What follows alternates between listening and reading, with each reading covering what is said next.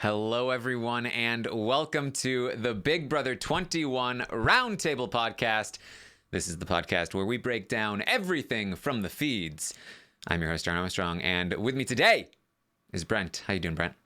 I'm doing wonderful, Taran. I am getting my notes together because I have not one but two paddles to hand out tonight, and I'm very excited about that. Oh my. Well, that's ominous. Welcome also, of course, to Melissa here. How you doing, Melissa? I'm good. I hope the paddles aren't for us. I hope Brent's not like Taran and Melissa get ones. I do not want to paddle you guys. I think those are the crazy fans that want to paddle Taran. So we'll leave it at that. Oh boy. I'm very excited to be here and talk about Big Brother. Actually, this is my last podcast about this season. This season, not entirely. That's right. Yeah, I looked at the schedule and you're leaving us. You're gone. Where are you going? I'm going on a trip to Europe. I'm going to England, Scotland, and Ireland. So it should be a fun trip. But unfortunately, I'm going to be gone for the finale. And I hate it. I really planned this wrong. I hate it so much. So I'm going to have to get out all of my rants tonight and all my discussions tonight. And then get you guys my rankings for next week somehow. Like I did last time. Okay. So Melissa will have to get all of her finale predictions in tonight, and then she's not allowed to change them after. I think that's how it works. Yeah. Sounds good to me. Basically. We are live on YouTube. You can join us in the chat if you want to, and chat along with us as we discuss this week in the feeds of Big Brother 21. The last time we spoke to you, it was looking like Tommy was going to stay. It was Tommy versus Holly on the block. Nicole and Cliff had the power to evict either one of them. We talked about what a difficult decision it was, what a coin flip decision it was, and also said no matter what they do, if it doesn't work out for them, everybody is going to start calling them idiots. And that happened. So ultimately, what happened was Jackson overheard Tommy's pitch to Cliff and Nicole. He repeated the pitch back to Cliff and Nicole as though Tommy said it to him. We saw all of this play out on the episode. A big confrontation ensues. Cliff uses this opportunity to convince Nicole that she should, in fact, evict Tommy instead of Holly, because that is better for his game. And in the process, though, in my opinion, was feeling guilty, and this is how he describes it as well, felt guilty about pushing his own agenda over Nicole's, and so creates some deals to make her feel more comfortable so that he's not like completely screwing her. And one of those deals was for Holly to throw the next HOH. So they evict Tommy unanimously. They go to the HOH competition. Holly throws it, and Nicole is going to win the HOH. Melissa, we haven't heard your thoughts about this move by Jackson. What were you thinking when you saw this? Well, I think it's a great move by Jackson. I think it's a terrible move on behalf of basically everybody else. Not great, but Jackson really pulled off something pretty. I mean, honestly, I'm impressed. I have to say, like, say what you will about him as a person generally and about maybe some of his tactics, but like for the most part, this is what I want to see in a player. I mean, that's so sad to say, but like I really want to see someone who wants it that bad that they're willing to do anything. I mean, we always say that it's like this is a game. You've got to just like do whatever it takes, whether it's betray your showmance, betray, the people you've been working with. Who cares? Like you lie, as sad as it was to see Jackson confront Tommy like that, it was like, you've got to give it up to him. I mean, come on. I mean, it is hard to sit there and just flat out lie like that when someone's like crying and saying, I didn't do it. And you can tell how hurt they are, like, and to keep going with that. I mean, it's very impressive. That is a ruthless player. And I have to think that like, if Jackson didn't have the issues that he has had throughout the season where it's not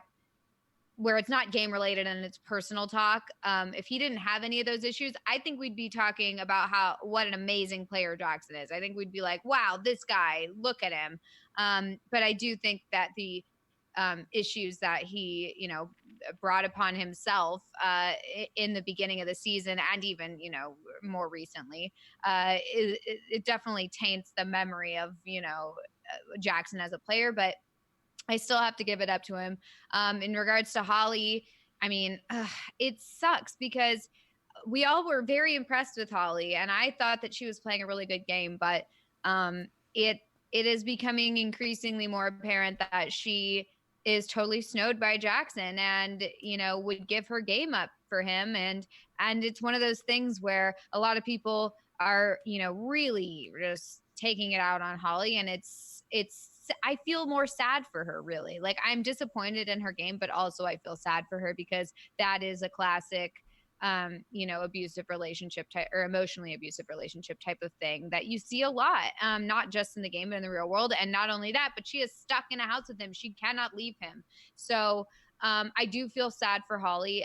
That was a really bad mistake. And the fact that she was able to, or she blames Cliff and Nicole for her having to throw it is just really, it shows how much influence Jackson has on her.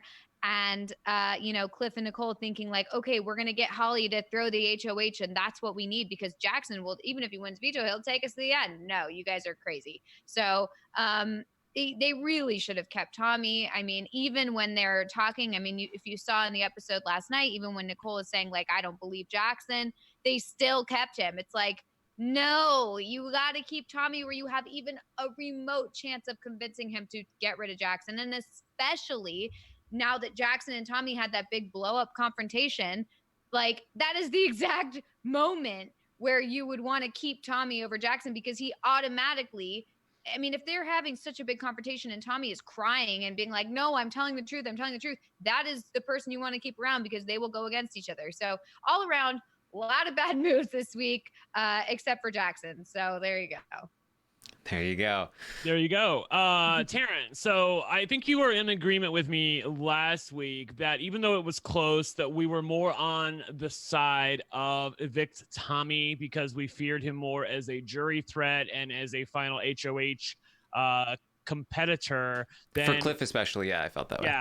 Yeah. So, I mean, just to totally take ownership, to own it, I also viewed it as the better move for Nicole and the two of them together. I think in retrospect, did I get that one wrong? Did we get that one wrong? Because like we saw Big Brother 20 last year, and we saw that things aren't as they've always been with the Final Four veto, which we can talk about. But, I thought basically in my head, I'm thinking, okay, you've got to beat one or the other. You've either got to beat Jackson at the Final Four veto, or you got to beat Tommy at the Final 3 HOH. Which one do you take your chances with?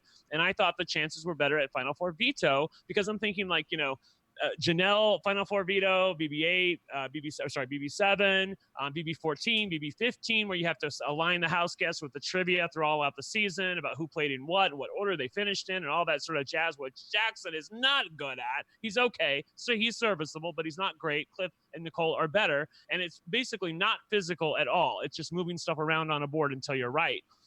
It turns out Final Four vetoes these days are really physical, and apparently so. So I think given that information that we had from last season, and it looks like they're doing things similarly this season, I probably got that one wrong. Well, let me say this first, that last season it was a similar structure. It was still what the bleep was HOH, and it was a day's competition for the veto. It was not very physical. It was it was like kind of a puzzly sort of deal, but it was not running back and forth kind of physical. So, what they did in the Final Four this season is completely unprecedented in the 20 seasons preceding this season. I don't think there was much reason to expect that it would be changed this much. We saw a slight change in the competitions last season being more physical leading up to the Final Four-ish, and then we saw another slight change at the end. The Final Three, Part 3, was a more quiz competition than a crapshoot competition. But beyond that, what we saw at the Final Four is the biggest departure I have seen in the history of the show in terms of how much they're changing, or at least in the history of the recent modern version of the show, and how much they've changed up these Final Four competitions. But even taking that away, I still think that it was the right call for Cliff to get rid of Tommy here, because based on what Jackson has outright said, and you can argue to death that he's going to do something different than what he said in the diary room, but based on what he said, Jackson would still have evicted Cliff at the Final Four if he won this veto, which more than likely he would have. Maybe Tommy can beat him, but that's a maybe. And if Jackson still wins and if he goes through with what he said, then he is evicting Cliff there at the Final Four. If Nicole is available to be evicted with Tommy gone, then what Jackson and Holly have both said is that they would have evicted Nicole and not Cliff. And if these competitions are switching up like we expect them to be, and like they have been, then maybe Cliff does have a decent shot of winning the final 3 HOH if he's in the final 3. I'd certainly much prefer to be there than not be there, especially with all the changes. And so maybe he has a chance to win at that point. If Nicole is 2 minutes faster in that veto, then Nicole takes out either Jackson or Holly, and a lot of people had an issue with Cliff wanting to take out Holly over Jackson there. But as we continue further down to get to the end game here, I'm really starting to look at Jackson as a potential somebody who might have a bitter jury against them. And if Cliff goes down to the final 3 with Nicole and Jackson both taking him to the final 2, and he can beat Nicole and also maybe beat Jackson because the jury is bitter, then that's actually a really, really fantastic spot for him if him or Nicole are able to win that final 4 veto. Again, there's so much upside to that route. The only difference by evicting Holly instead of Tommy is hopefully Tommy beats Jackson, and hopefully Jackson changes his mind. And that does not seem to me like a sure deal. He definitely, what an idiot, shouldn't have done that. I actually still feel like, even with those potential options of why he might have gone another way, I still feel like it was the better call to go the way that he did. Yeah, I think that's probably true. I think part of it is just that given the way the board layout is now, it's such a done deal. Whereas I feel like with Tommy in the house, assuming things played out the same way, Tommy throws HOH just like Holly did. I don't know if he would have, but I have to believe he would have. He was adamant that he would, and his word apparently meant something to him. So he would have thrown HOH, Cliff would have fell, Nicole would have won. So then it would have been Jackson with the final 4 veto and Tommy and Cliff up for eviction. And Jackson has a week to cool down and eventually decides, do I really want to take Tommy, who's a big jury threat, to the end? Even though he said that he was going to evict Cliff, I think that in the end, he probably would have evicted Tommy because Cliff is the far easier person to beat in either part 1 or part 2. But who knows? I feel like when you're looking at Cliff and Tommy, they're both jury threats. So why not take the easier person to beat? But given the information they had, I think in hindsight's 2020. And like I said, we probably got it wrong, or I probably got it wrong. But I could never have foreseen that the Final Four veto would be as physical as it apparently was. And I have to say that really disappoints me. I've always looked forward to the Final Four veto. It's always something really mental, really intellectual. You have to, they reward the house guests who pay attention. That's what it's always been. And for them to change it, it almost feels like they're going the way of Survivor, where they intentionally insert things into the game that favor the more physically able players, and that's usually the male players. And that doesn't fill me with hope and joy. Yeah, I just think that I really do think that they made a mistake in not evicting Holly. I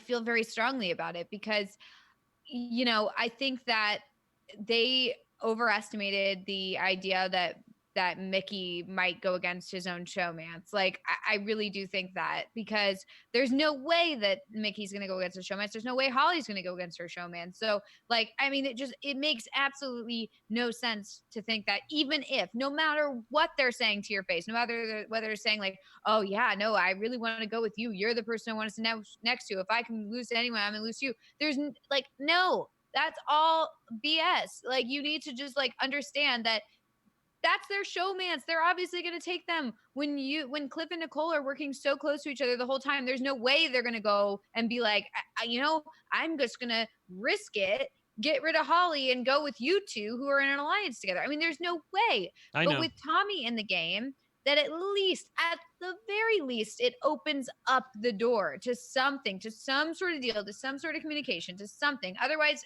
a showmance isn't going to go against each other. So I just feel like it was a big mistake.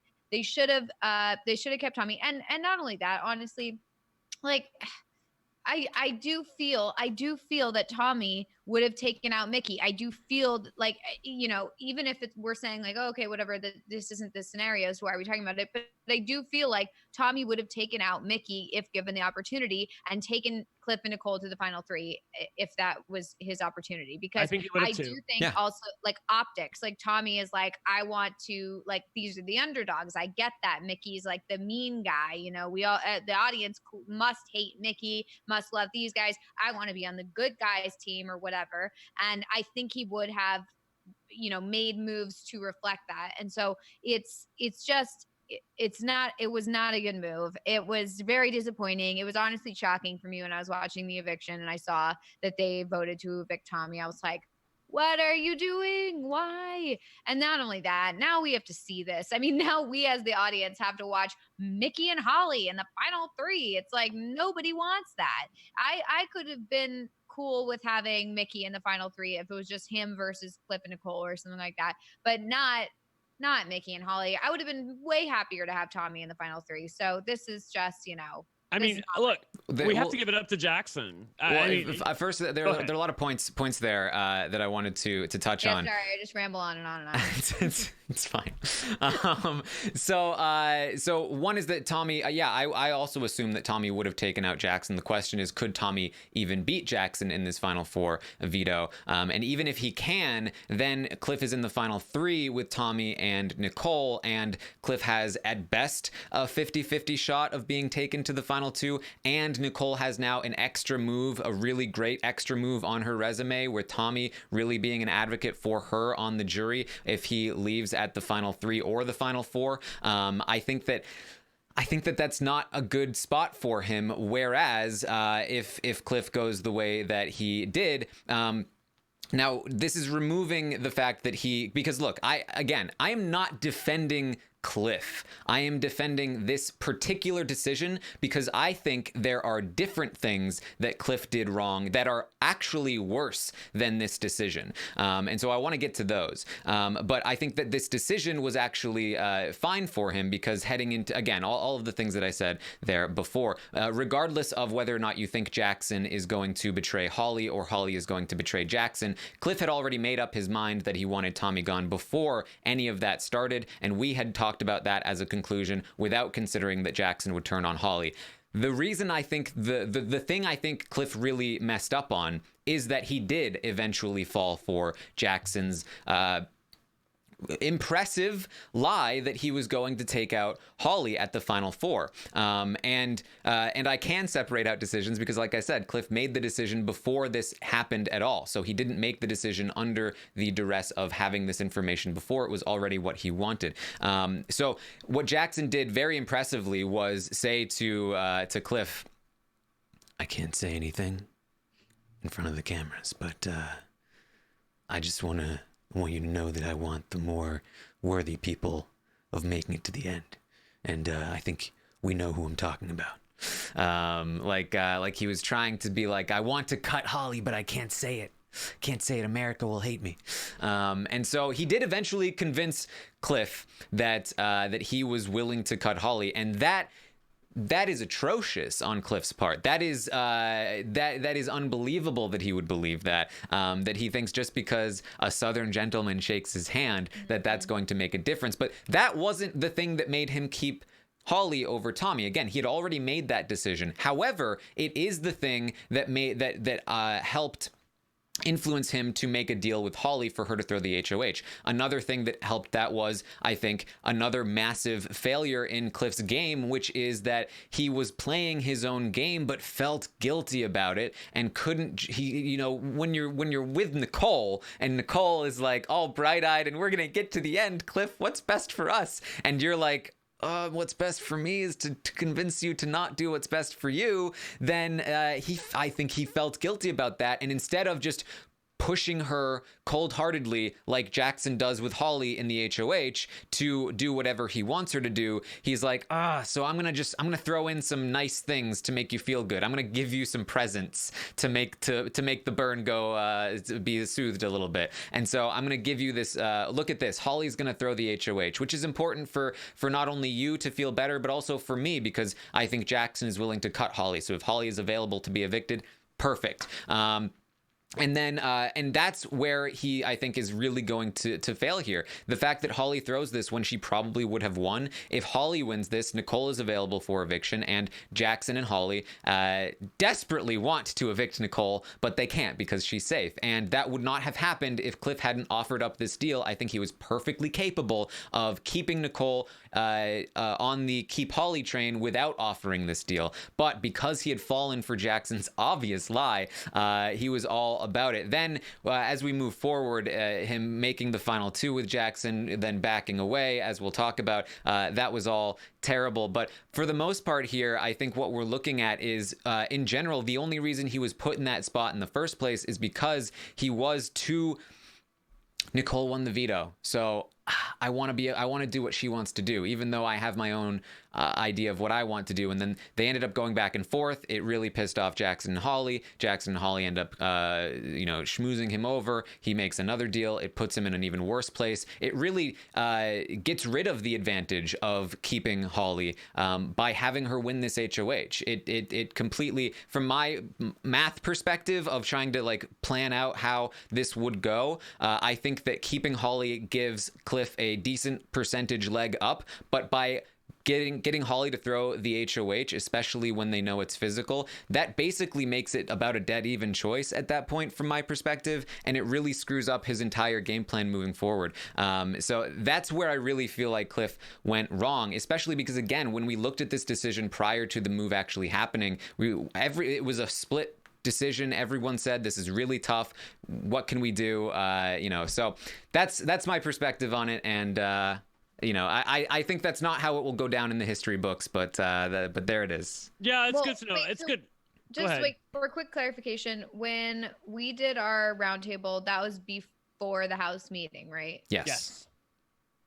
Which I also think that really would have influenced my opinion as to whether or not the move was the right move to make. I think that if we had seen the House meeting before we talked about it, I would have been like totally on the keep Tommy train, because their decision like totally negated the whole point of the House meeting, which was to like quote unquote get the truth out in the open. But really, House meetings are to stir up drama and create tension between people who maybe didn't have tension before or didn't know they should have tension before. And so it automatically pits Mickey and Tommy versus each other. I mean, I honestly, I do not see Tommy working with Mickey after. I mean, the whole thing was like, how can we get Tommy to prove to us that he wants to work with us and wouldn't keep Mickey, and that he would agree to get Mickey out at the final four. And that was like kind of the whole thing was like, but can they trust Tommy? And then like Tommy and Mickey have that gigantic fight.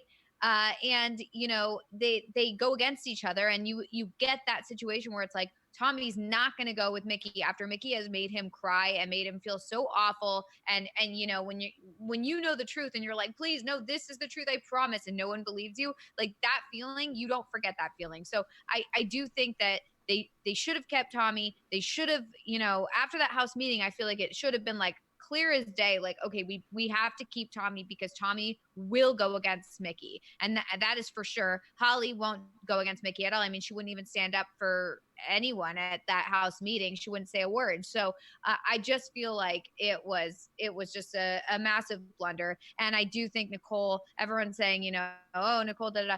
I do think Nicole should have pushed harder. I think she should have pushed Cliff harder. I think that if she had told Cliff, like, hey, this is what we need to do, Cliff would have done it. Maybe he would have been like, oh, I don't know, I don't really want to do this, but he would have done it if she had pushed hard enough. And it's just disappointing.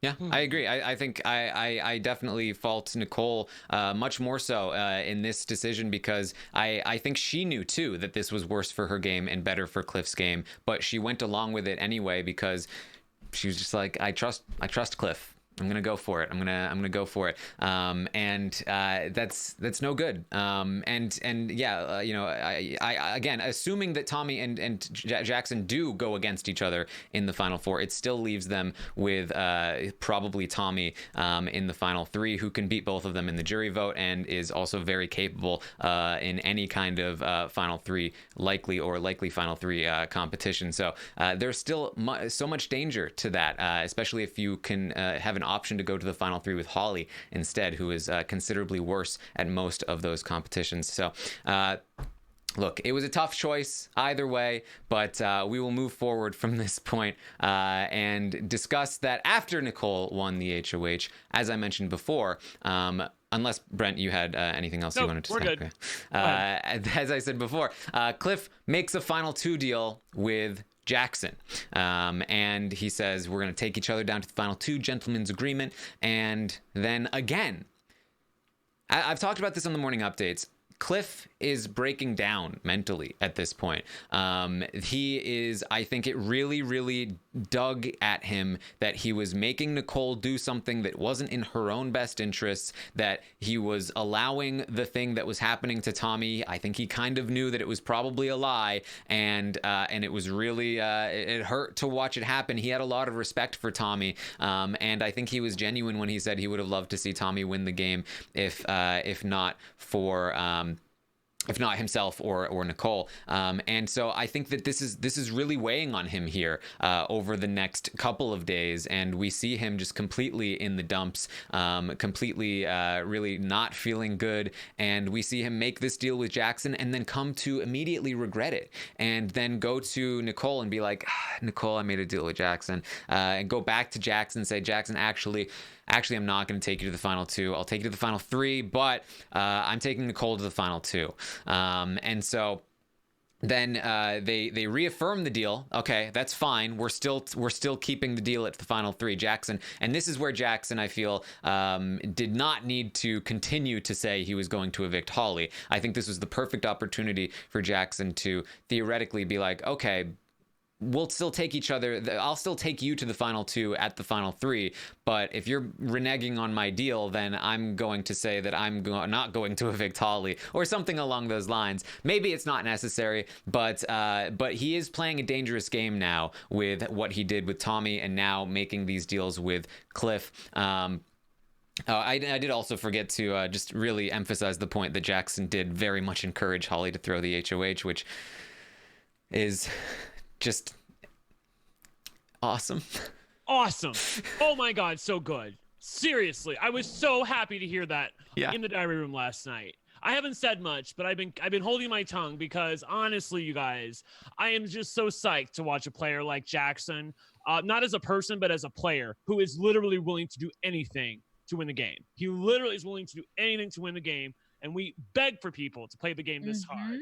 And I loved it. Like Cliff and Nicole really, they unleashed a monster when they decided to go back on their deal. And I'm actually not with the fans on this one. I know like a lot of people out there are like, they're not living for the victim noises coming from Jackson and Holly, but I kind of sympathize with them a teeny bit in that they were true to the Final Four deal. They wanted to take Cliff and Nicole to the Final Four and fight it out. Now you can argue that was better for them because Cliff and Nicole are weaker competitors. Fine. But they were going to take them to the Final Four. They were set with that. They wanted to take them to the Final Four. Everything Jackson said in the diary room was like, I like Tommy, but at the final five, he's got to go because I have an alliance with Cliff and Nicole and Holly, and that's what I'm going to die on. That's the sword I'm going to die on is those four people. So I really do feel like the Cliff and Nicole unleashed, like I said, unleashed a monster in Jackson by basically they did the same thing that the six shooters did when they almost evicted Kat and then didn't. Like basically they let their betrayal be known that they were thinking about doing this,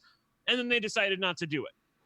And that's like terrible to do in Big Brother because then it just gives carte blanche to the other party to do whatever they want. Yeah. Now they know you're thinking about betraying them and they can do whatever they want. So everything you heard Jackson in the diary room where he's like, all of these deals that I'm promising, everything that I'm giving my word on, it means nothing because they broke their word. Okay. They broke their word. And so now I can do whatever I want here to make sure that I keep Holly and that I advance further in the game because I am through with Cliff and Nicole at this point. And I actually am kind of with them on that point. Like, I mean, I'm not somebody who gets into the morality of Big Brother, but he was willing to die for this group of 4. That's what he wanted. That's what he put all his hopes and dreams in. He got burned by the 6 shooters. He said, I'm going to trust people. When Nicole won the HOH at the final 6 and during the double eviction, and she didn't target Jackson and Holly, like 24 hours later, Jackson was like so thankful. He was like, finally somebody I can believe in. Finally somebody I put my trust in, I believe in, and you came through for me, and I'm so happy about that. Everybody always betrays me. I know, right? I mean, that's just the kind of guy he is. Again, I'm not talking about him as a person.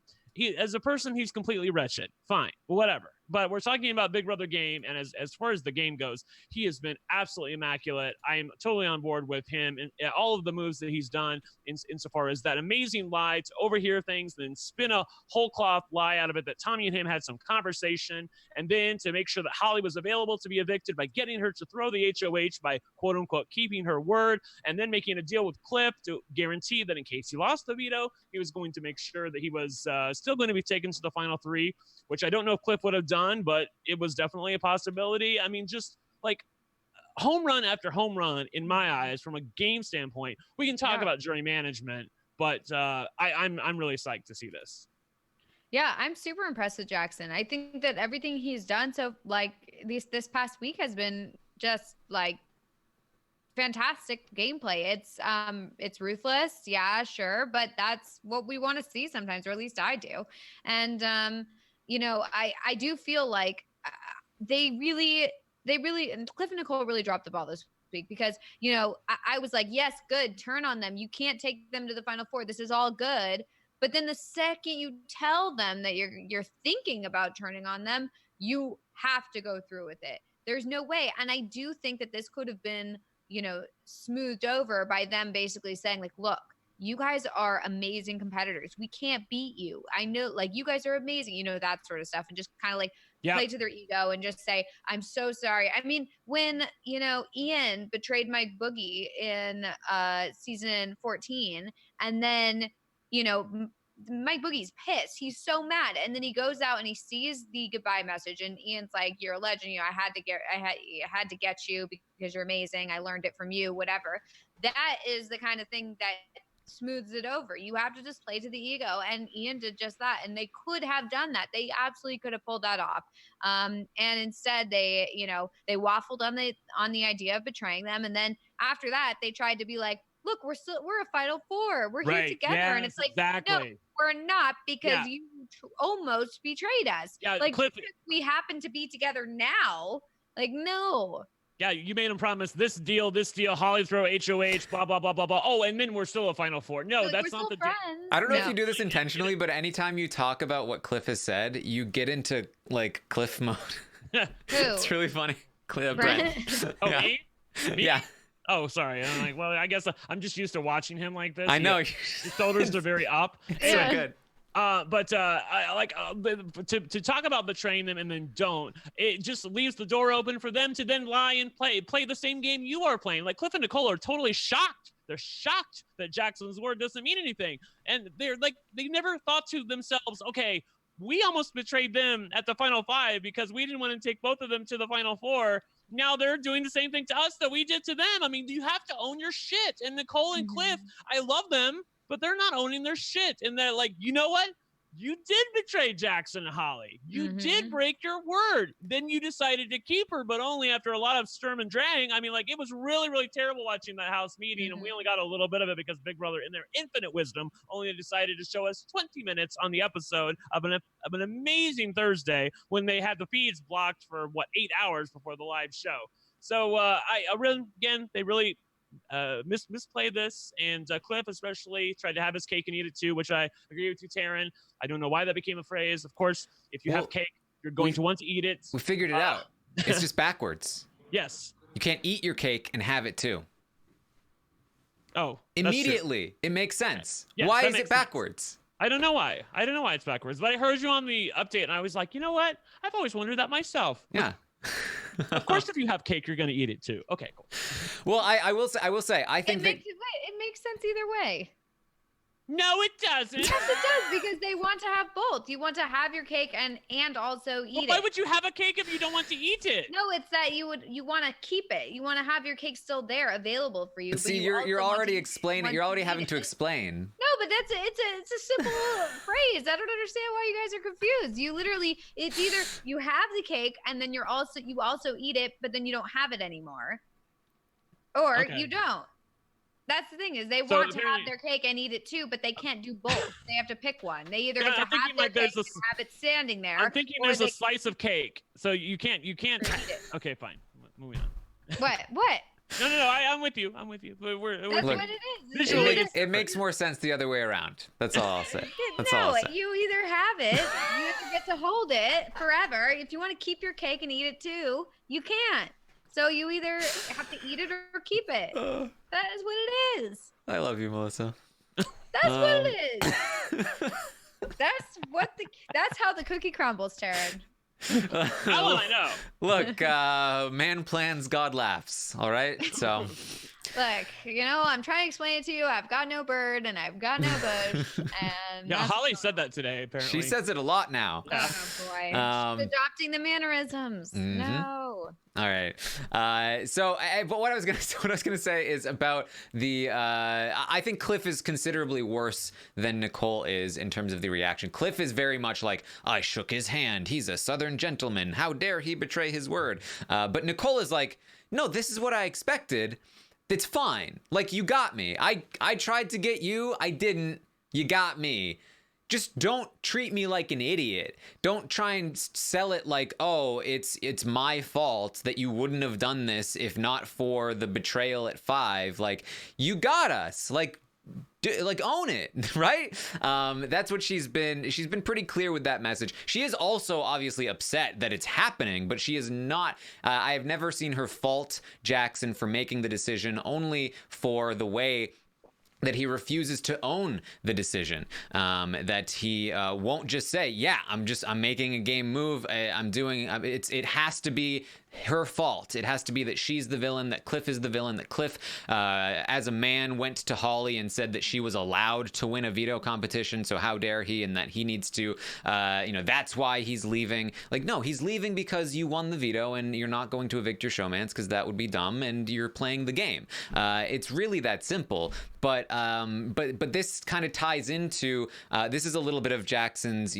I think, personality that we haven't liked bleeding into his game, that he is somebody that likes to, in an argument with, say, Holly, be like, no, it's all your fault, Holly, and no, there would be no problems if you would just apologize to me, and then everything can be fine. But it has to be your fault, and that's what's frustrating to Nicole in particular. I think it's also frustrating to Cliff, but I think there's also a part of Cliff that feels personally burned by the handshake, the Southern gentleman, and I'm just never gonna understand why that matters. Well, I think it was good. I mean, I think the handshake was good up until you brought his showmance into it. I understand that Cliff is surprised here, but he really shouldn't be. I mean, why in the world is he going to take an alliance to the end and be odd man out when he can take his showmance to the end and now Nicole's the odd man out? Like, that just doesn't make sense. Why would he do that, Cliff? I mean, he shook your hand and he kept you in the game for as long as he did because he liked you and he related to you. He shook your hand, fine. But up until now, like, it was always easier for him to keep you in the game because he had choices. But now he really doesn't have a choice unless he wants to do something totally stupid. But why would you get rid of Holly? In my eyes, she is the biggest. She's the goatiest goat of the 4 people left. And I just don't see any point in getting rid of Holly here. There's no reason to. Yeah. Again, I really think that Cliff had a little bit of like a breakdown in terms of just all of Thursday feeling guilty. I think he really just kind of lost it a little bit, and I think he's still kind of in a little bit of that state. I think he's just kind of drifting. And I think I will agree with that. Yeah, when he went into vote, he was like, "I've aged 10 years today," or something like that. Which he barely said it, and Julie didn't even acknowledge it. But I heard him say it, and he looked miserable all day Thursday. Like, I'm really pissed at Big Brother for not showing us more of the feeds on Thursday. Again, they only showed us 20 minutes out of 8 hours. That was really terrible.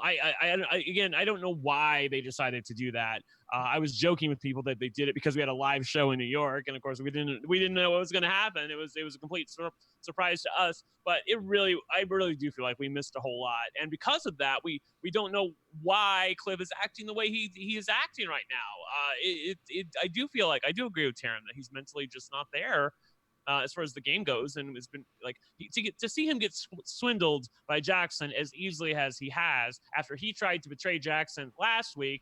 I mean, Jackson said to Cliff when they were talking in the Have Not room, this is about your word. You guys are breaking your word. And Cliff's like, I know. And so why are you surprised now? Why did you not even consider that Jackson might break his word with you if you take him and Holly to the Final Four, Cliff? It's like he never considered that. He's like, he's a gentleman. He'll keep his word. But no, you just broke your word at the Final Five until he and Holly made deals to make sure that she was safe.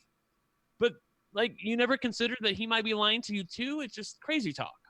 Yeah, and Cliff and Nicole had talked about finding a loophole in the deal that Cliff made so that Cliff can honor Nicole's wishes if she wins the Final Four veto, which is like, this is not the Assassination Bureau, Cliff. Like, just because you found a loophole to get your way does not mean that it's any better than Jackson just going straight back on it. If you heard Cliff in the diary room last night, he was like, if I win the Final Four veto, I'll probably take Jackson with me to the Final Three. That's what he said. I'll probably. Well, is it a deal or is it not? Because from where I'm standing, it was a deal. That was just so annoying. So what is the probably?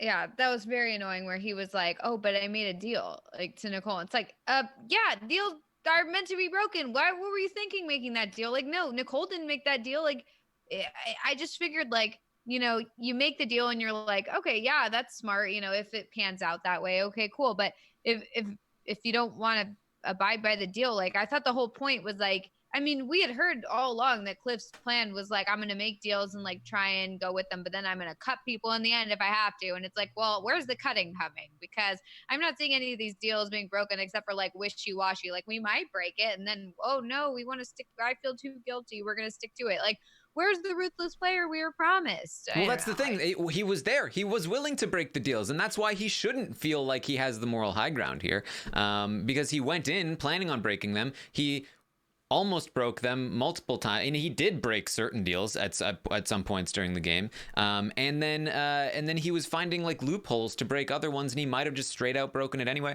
Like he does not have the moral high ground here. In terms of the deal, in terms of breaking deals, I do think that if Cliff broke a deal, he would be like, "Look, I'm sorry, I'm breaking my word. It's what's best for my game." I don't think he would try to, gaslight people like Jackson does. And that certainly is something that I'd be very frustrated if I were in that position and I was just like, because I am frustrated watching Jackson doing it. Like, I'm like, dude, you're the best player in the house right now. I want you to win the game because I want the best player to win. I want to vote for you in the jury. Just tell me that you did it because it's good for your game. Just tell me that you're playing the game. Don't tell me that you didn't do it because don't tell me you're not playing the game and you're just going based on feelings. Like, that's not what I want to vote for. Just tell me the thing. And they keep saying that to him over and over, and he's just like, but it's not that way. All right. Yeah. This is a situation where it's like, yeah, own it. Like, just own your game. If you're gonna play like a ruthless, like, cutting game, like, own it. I mean it in all senses of the word. Own it. So obviously Jackson won that veto. He does break the news to Nicole and Cliff, as we've been talking about. They are pissed. He's trying to make excuses, explain it away. He needs to own it. Cliff and Nicole then come up with a plan. The plan is that they are going to threaten their jury votes if Jackson evicts Cliff. that he broke the deal, and so they will not be voting for him in the jury. Then Cliff will be heading to the jury roundtable, and he will be a voice against Jackson, and you know, try to convince the jury that Holly deserves the win and that they will vote for Holly over Jackson if he does this. And then additionally, if they do evict Holly, then they both will handshake deal and promise Jackson that they will both take him to the final two. And so that is the current state of what the plan is, to try to convince Jackson that he needs to evict Holly here instead of Cliff. So I actually don't hate it. I don't think it'll work, but I think it's about all they've got left at this point. Yep, I agree. Yeah, Gotta try something. Yeah, I think they need to use that. And then I think they also need to use the argument that, like, he can beat Cliff and Nicole in the end, and he can't beat Holly. Like, I mean, even though maybe that's not the case, they need to convince him of that and say, like, you know, when people were leaving the house, they all talked about wanting to vote for Holly. Like, if you want to win, taking Holly to the final two is not your. Is I not. Feel like, I don't. No. I don't feel like that's gonna work because they haven't been because they haven't been talking about that all season long. No one said boo about Holly's game. But I think they could, though. I think that they. But I think that out they of nowhere. They could say, we talked to people, like the people, and we would vote. You say, we use our votes. Use our votes. We already have heard rumblings of people wanting to vote for Holly. Like, you know, you've got that, you will lose this vote. And is that what you want? And I do think that Jackson wants to win badly enough that I don't know if this would actually work, but I think that he would consider cutting Holly because he wants to win. If he truly believed that he would lose to Holly. I think there's a very strong pitch here that says, Jackson, think about the jury. Think about Holly's votes. After what you just did to Tommy, after he said that you don't deserve the money and she does, Tommy's a vote against you. Holly has Kat for sure against you. If myself and Cliff go to the jury, that's 4 guaranteed votes for Holly. All she needs is one more, and you're done. Think about Jess. Jess wants to vote for a woman. Just like that, you've lost the game. Christy. Do you think Christy's going to vote for you over Holly? You think that she's going to vote against Tommy? That's 7 votes, or 6 votes.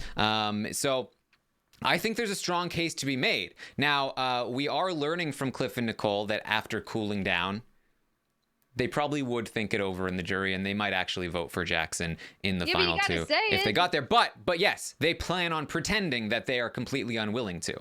And so that is the pitch here to Jackson. And here's the thing.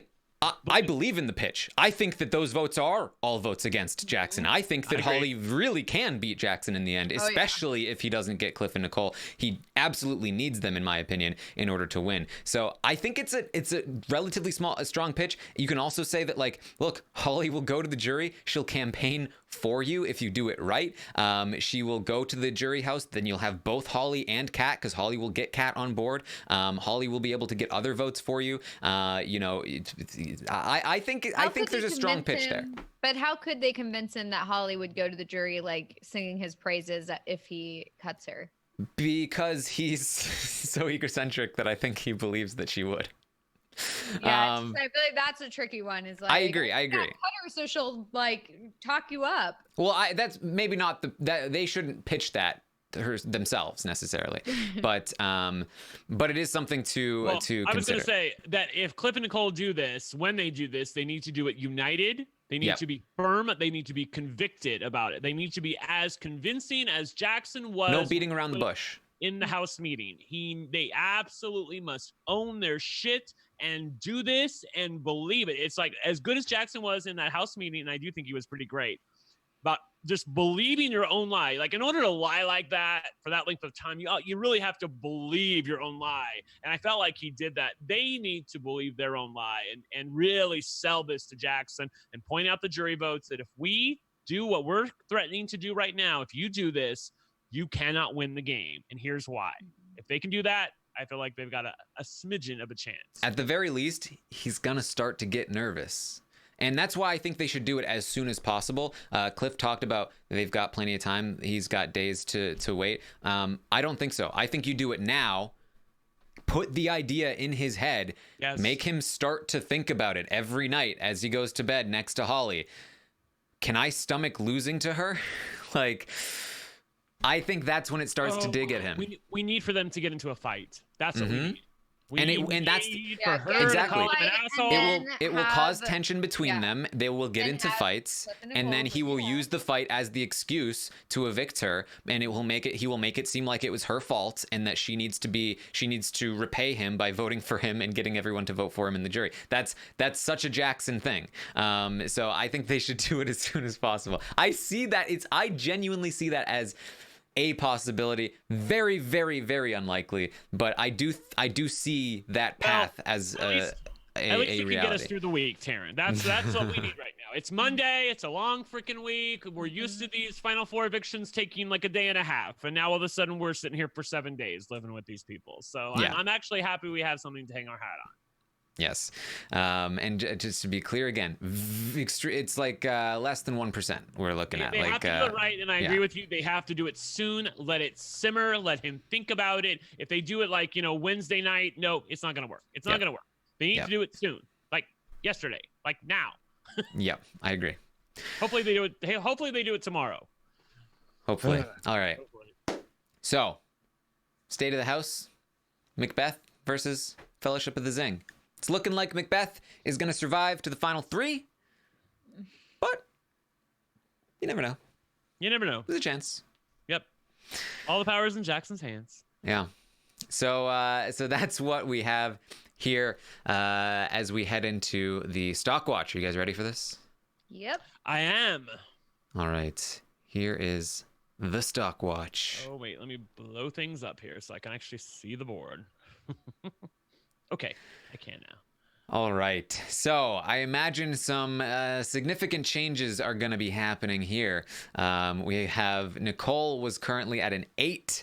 I was a bit lower on Nicole. Holly was down at a 3. Cliff up at a 6. Jackson at a 5. So I expect this to be all over the place. We'll start with Nicole. As I mentioned, I was the lowest on Nicole at a 7. Brent, you were the highest at a 9 last week. Are you still so high on Nicole? I am not. I am not as high as a 9 for Nicole. I think she's made some mistakes. She didn't push her own agenda at the final 5. I think she knew in her heart of hearts that Jackson was lying, but she decided not to push it. She decided to trust Cliff. Now the final 4 veto has come and gone, and they lost it. She didn't win it. She could have won it. She didn't. She lost it. And now she is in a precarious position where Cliff is likely to be evicted on Thursday, and she is going to go to the final 3 with a showmance, much like Paris did on Big Brother Canada 6. However, to give you guys hope in that story, Big Brother Canada 6, Paris did end up winning the final HOH and did win the game. However, I am nervous here because Nicole is going to have to beat somebody. Here's the thing. I have no doubt that Nicole can win part 3 if they do it the same way they did last year. But she's got to get there first, and I think she might actually lose part 1 and part 2 to Jackson and Holly. If they do it the same way they did it last year, where it's like first one's endurance, the second one's more physical. Like, I really feel like Nicole could be locked out of part 3, and that would be freaking terrible. And that is a real possibility. Make no mistake. The only thing good happening for her this week is that Cliff is probably going to the jury. Cliff is going to be talking up her game, making sure to shit all over Jackson and Holly. It's tough for me, but I am not at a 9 anymore. I'm all the way down at a 6.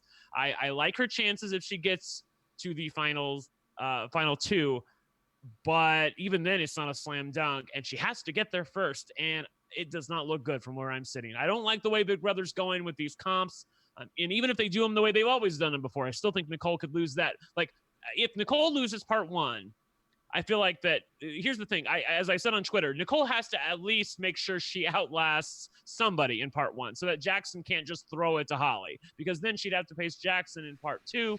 And unless Big Brother makes part 2 really tough, which they could, I have seen tough part 2s, but if it's like something like that running thing where Nicole and James were like running through the aisles. Remember how I think had that's kind of similar to what they did in the Final Four veto.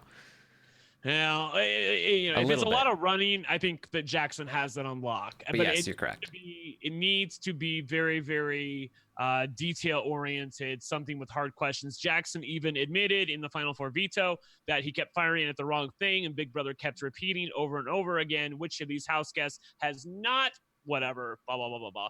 I know some fans online are very upset about that, but I to be fair, I do think that Big Brother would have done that for any contestant. If you're reading the wrong thing over and over, they're going to try to repeat the question in a way that you can understand it. And I think that they did for at least one other person as well. Yeah, they just know not to say it out loud because they're going to get dinged.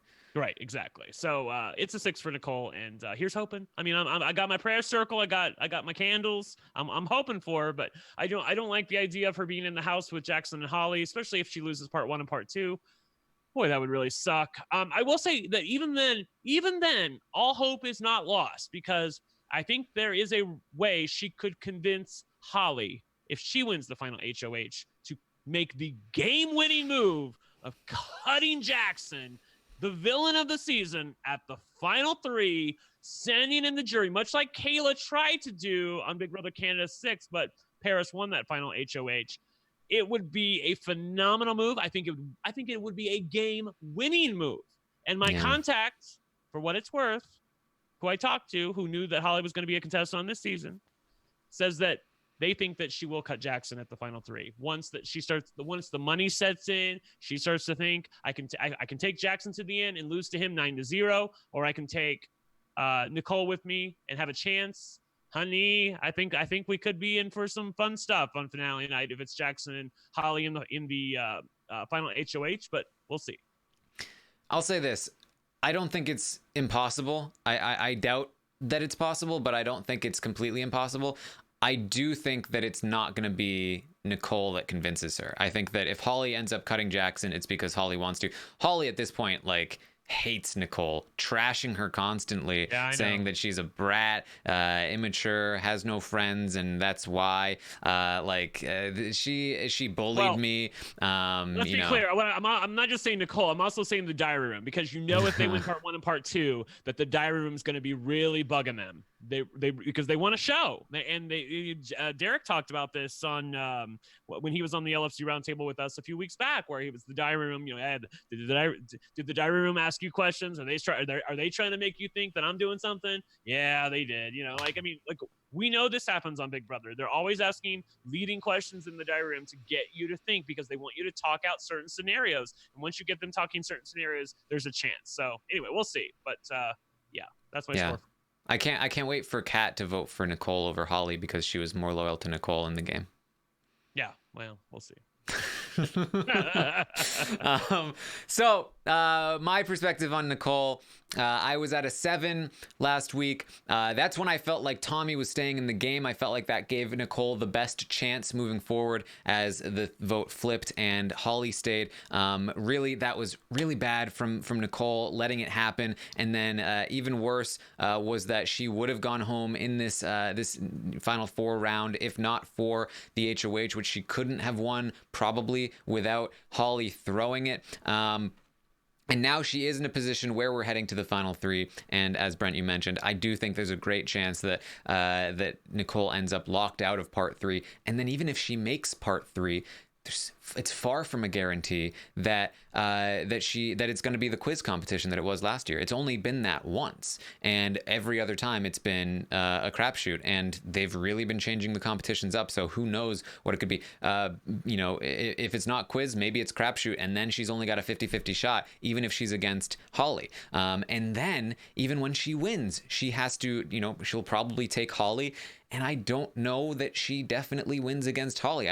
It's kind of a toss-up there. I actually have trouble finding where the votes are coming from. If people like Tommy are willing to vote for Holly, I worry about that again. And Tommy in his exit interview talked about underdogs being the people he wants to win, but that's different from who he thinks deserves to win. And Nicole is the definition of who he sees as an underdog. So I worry that he is not a vote for Nicole. And if Tommy's not a vote for Nicole, we saw in the jury house that that people like Jess are pretty anti-Nicole. I really do worry that Nicole can even if she does manage to win this final 3 HOH and takes Holly, I do fear that she can still lose to Holly. So there are a lot of ifs for Nicole to get there and win. So I am That unfortunately, would be the worst timeline. it would. Yeah. I'm unfortunately down at a 5 for Nicole here this week. Melissa, what are your thoughts? Yeah, I same as what you guys said. I did some jury calculations this week or today and was trying to figure out like who would vote for who, and I was surprised to see that it was not a lock for Nicole in either situation, and it was actually pretty tenuous for her. So, I'm not feeling great. I feel like she made a critical error in not taking out Holly after she had basically revealed that that was her plan, or she was thinking about it or whatever. Yeah. It's not great. And now that Cliff's probably going home this week, she really needs to win the final HOH or else she's out of luck. And like you said, the jury votes might not even be there. So I'm going to give her a 6, unfortunately. All right. The audience agrees with the two of you. They went with a 6 as well. So I'm again going to be the lowest on Nicole, but I hope I'm wrong. Let's move on to Holly. Holly last week got a 3, and in hindsight, probably too low on Holly, but we did expect her to leave, to be fair. But my opinion has changed on Holly pretty dramatically. I think that not only did she stay in the game, but I now think that she is, and I said this at the final 5. I said Holly is she should be a lock for final 3, and then she nearly went at 5. Now that she's at 4, she should be a lock for final 2. Assuming nothing crazy happens, but she should be a lock for final 2 at this point. And I think she has a halfway decent chance at beating either Nicole or Jackson at this point. I do think that, like I said, Jackson may have trouble beating her, and Nicole may also have trouble beating her. So I am definitely I'm back up. I was 2 weeks ago I was at a 7 for Holly. We had a down week. I doubted her for a week, but I'm back up on Holly's chances, though not up on her as a player. I still feel like she has played considerably worse than the rest of the people in the house. Maybe not considerably worse than Nicole, but pretty bad, especially for the last month. Ever since Kat left, I said this theory last night on the podcast that I think that what really made her seem like an impressive player was that she had somebody there that she knew from outside the house that she could rely on and, be a mole and feed her secrets and all of that. The second Kat left, she just completely deteriorated as a player. I'm sure that part of that also has to do with her relationship with Jackson.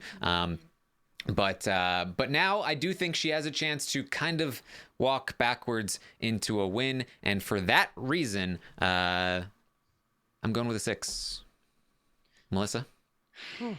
It's been really bad for Holly. I've been very, very disappointed in her. I really thought that she was one of the strongest players in the house. And I think we were all just mistaken. I don't think she's a good player. Her whole thing about like, I was forced to throw the HOH. Like, no, don't throw the HOH, you dummy. So I'm just like not thrilled with her right now. And, I gotta say that like I said earlier, I feel bad for her because this all stems from Jackson. I truly believe that. I believe that Jackson has basically like emotionally drained her to the point where she is like the shell of who she was coming into the house. And it's really unfortunate. And I do think that Kat was a good presence for Holly in the house because, not only is that somebody who she can work with outside of Jackson, but I also think it's someone who, and same with Christy, someone who she can talk about Jackson with in a way that's like, hey, this guy kind of sucks. And everyone's like, yeah, this guy super sucks. And now instead it's just like it's some sort of like a emotional, like just, wheel or something where it's like she is just stuck on this like hamster wheel of feedback with Jackson, and then she can't get out of it. She can't talk to anyone else about it. And I just feel like she's just shrinking. And it's so sad to see. And, it's it's really unfortunate because I was, even last week I was saying like, look, like now at this point, I'd be happy. Whoever wins the game deserves it. Now I don't really feel that way. I don't think that Holly deserves a win. I think that I think Jackson deserves a win over Holly. I think Nicole deserves a win over Holly. I think Cliff deserves a win over Holly. So if Holly wins the season, it's going to be really, really upsetting, at least for me. It's not great. So I don't feel good about giving her a better score, even though she probably has the best chance to win this season right now. And I just feel that way because she's not a good player and I have not been impressed by her gameplay. And so therefore I'm not going to give her a better score and I'm going to give her a 4. There you go. I don't want to gloss over the fact that she threw the HOH. That was terrible. No reason she needed to do that. It was literally just because Jackson told her. The fact that now I talked about Jackson's deal not being super necessary because I felt like he was able to get Cliff to keep him at Final Four even without promising that he would evict Holly. But Holly's deal at Final Four to evict Jackson was completely pointless, and the only reason she agreed to it is because Jackson told her to. It's just if Holly had won this, then she would be pissing them off for no reason. There's no reason she should have made that deal. There was no point to it whatsoever. And she's just been making terrible move after terrible move. And I should remind people, it was right after Kat left that Holly was like, "Oh, actually, I think we should keep Christy around." And that's what eventually kept Christy around the following week. So, sorry, but Brent, there you go. Well, didn't Holly agree to throw the veto when she was trying to save herself, though? Like, I thought that was during... Okay. Her deal was, in order to be allowed to win the veto, I will promise to evict Jackson if I win it. Yeah. Well, I mean... But if she wins the veto, she's going back on the deal anyway, so she might as well just win the veto first instead of make additional promises. Yeah, I agree. Look, I'll cut her a little slack in that she was fighting for her life and she was about to be evicted, and then they came to her and said, "Will you also throw the veto?" And she's like, "Yeah, I'll do anything." Yeah, I don't have a problem with that.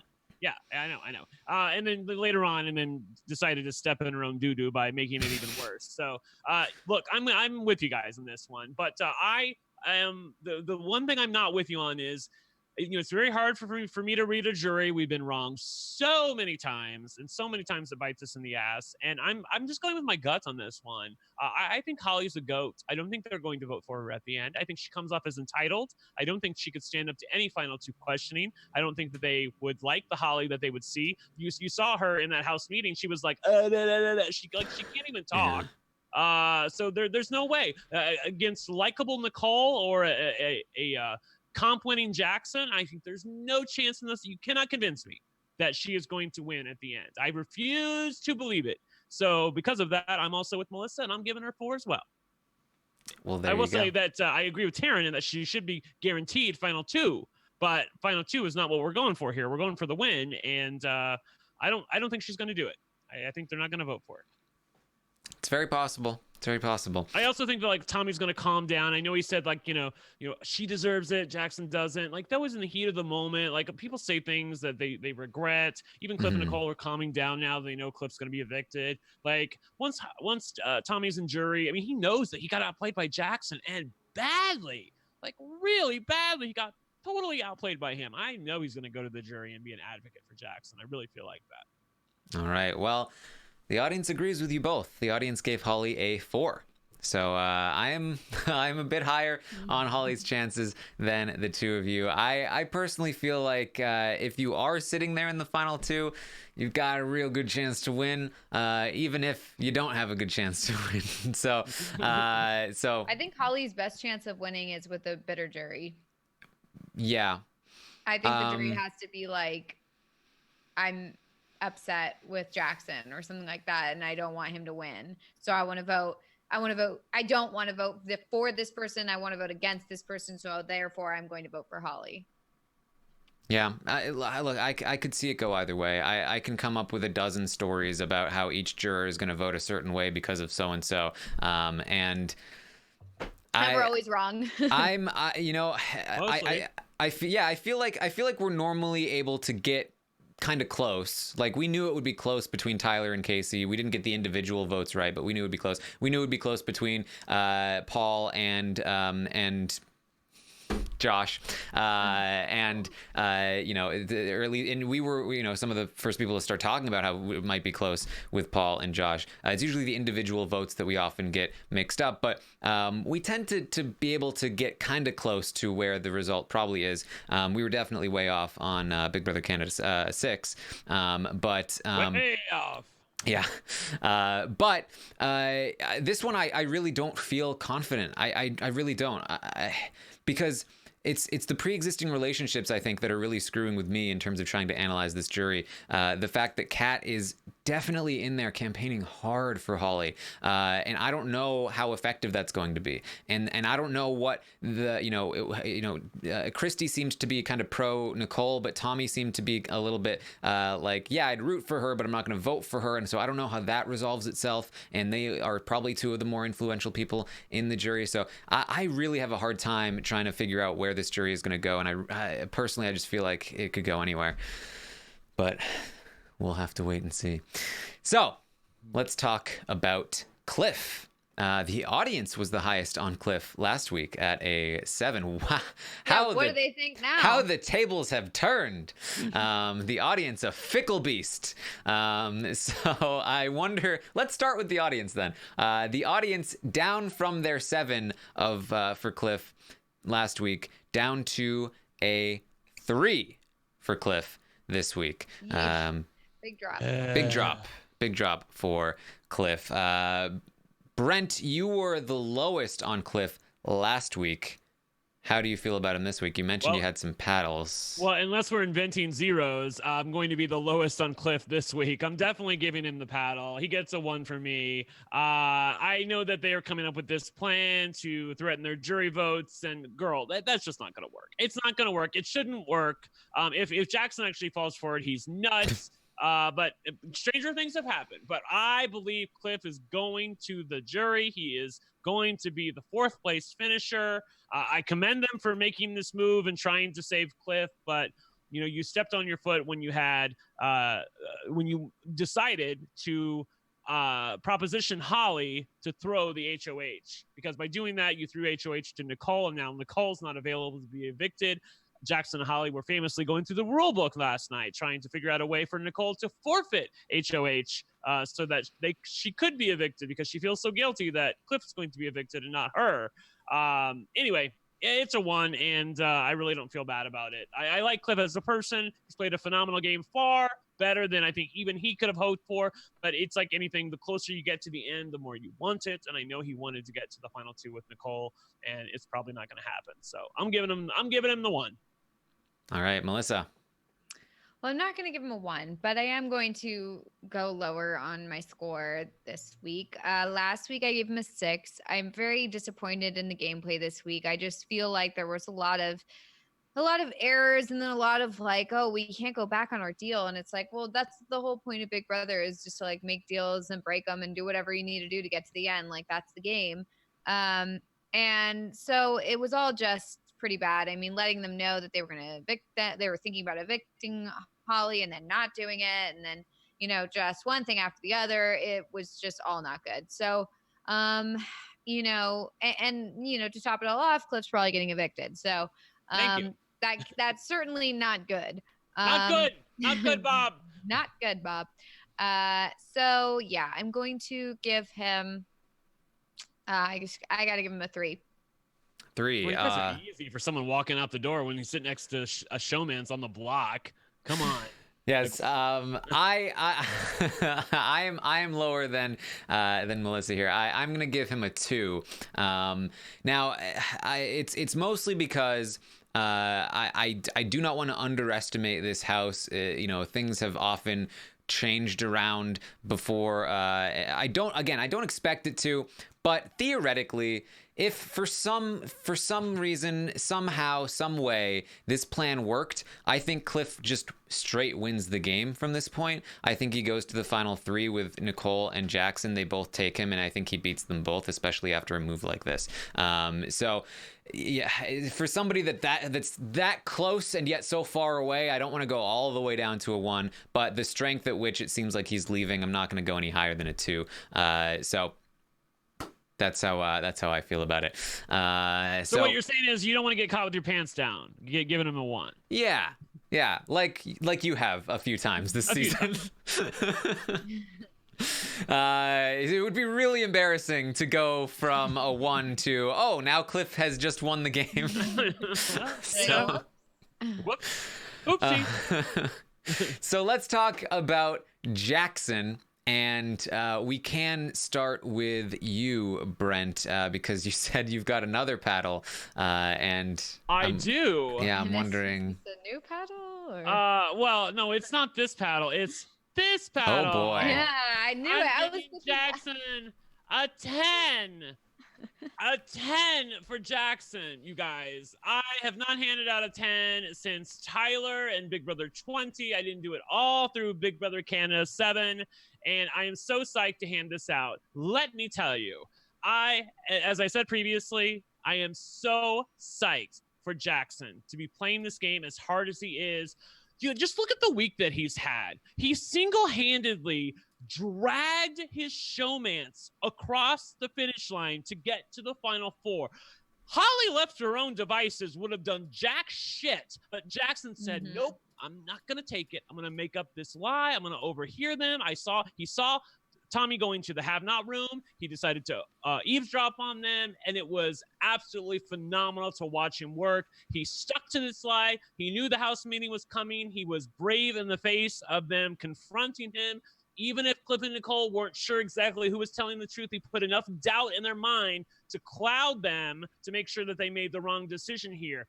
Then to make sure that Holly follows through on her word, which makes them look good and like, oh, we keep to our word, to throw the HOH, but have the ulterior motive of making sure he's totally using her by making sure she's available to be evicted at the final 4 in case something goes wrong with the final 4 veto. He's smart enough to be aware, okay, if she doesn't throw this and wins it, my ass is grass if we don't win the veto. So I need to make sure she's in the eligible pool of house guests who can be evicted at the final 4, which means she can't win HOH, which means I have to encourage her to throw it here. That is a phenomenal job on his part. And I don't think that many other people would do it. I was thinking maybe he had helped her decide this, but I'm like, you know what? That's giving Jackson way too much credit. And then we saw it in the diary room that he actually was thinking that.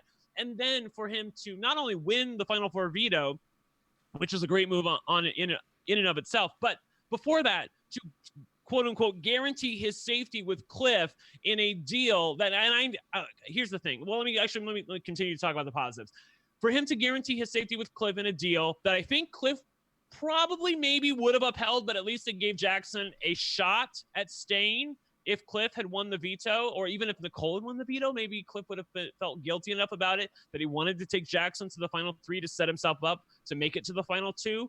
I mean, that was just great work on Jackson's part. Now, I hear people out there that are like, no, I was talking to my friend Kim Matina. She's like, I wouldn't give him a 10 because he's not owning it. He's equivocating with Nicole and Cliff, and they're going to be bitter jurors. And other people don't like Jackson, and he's going to lose to a bitter jury. I don't buy it. I'm sorry, I don't buy it.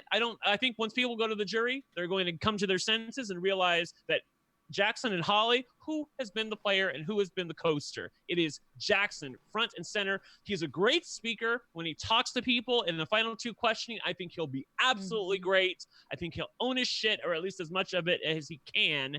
And I think that'll be enough to get him the win. So, I mean, just tell me what more he would have to do in order for you to get a better score this week.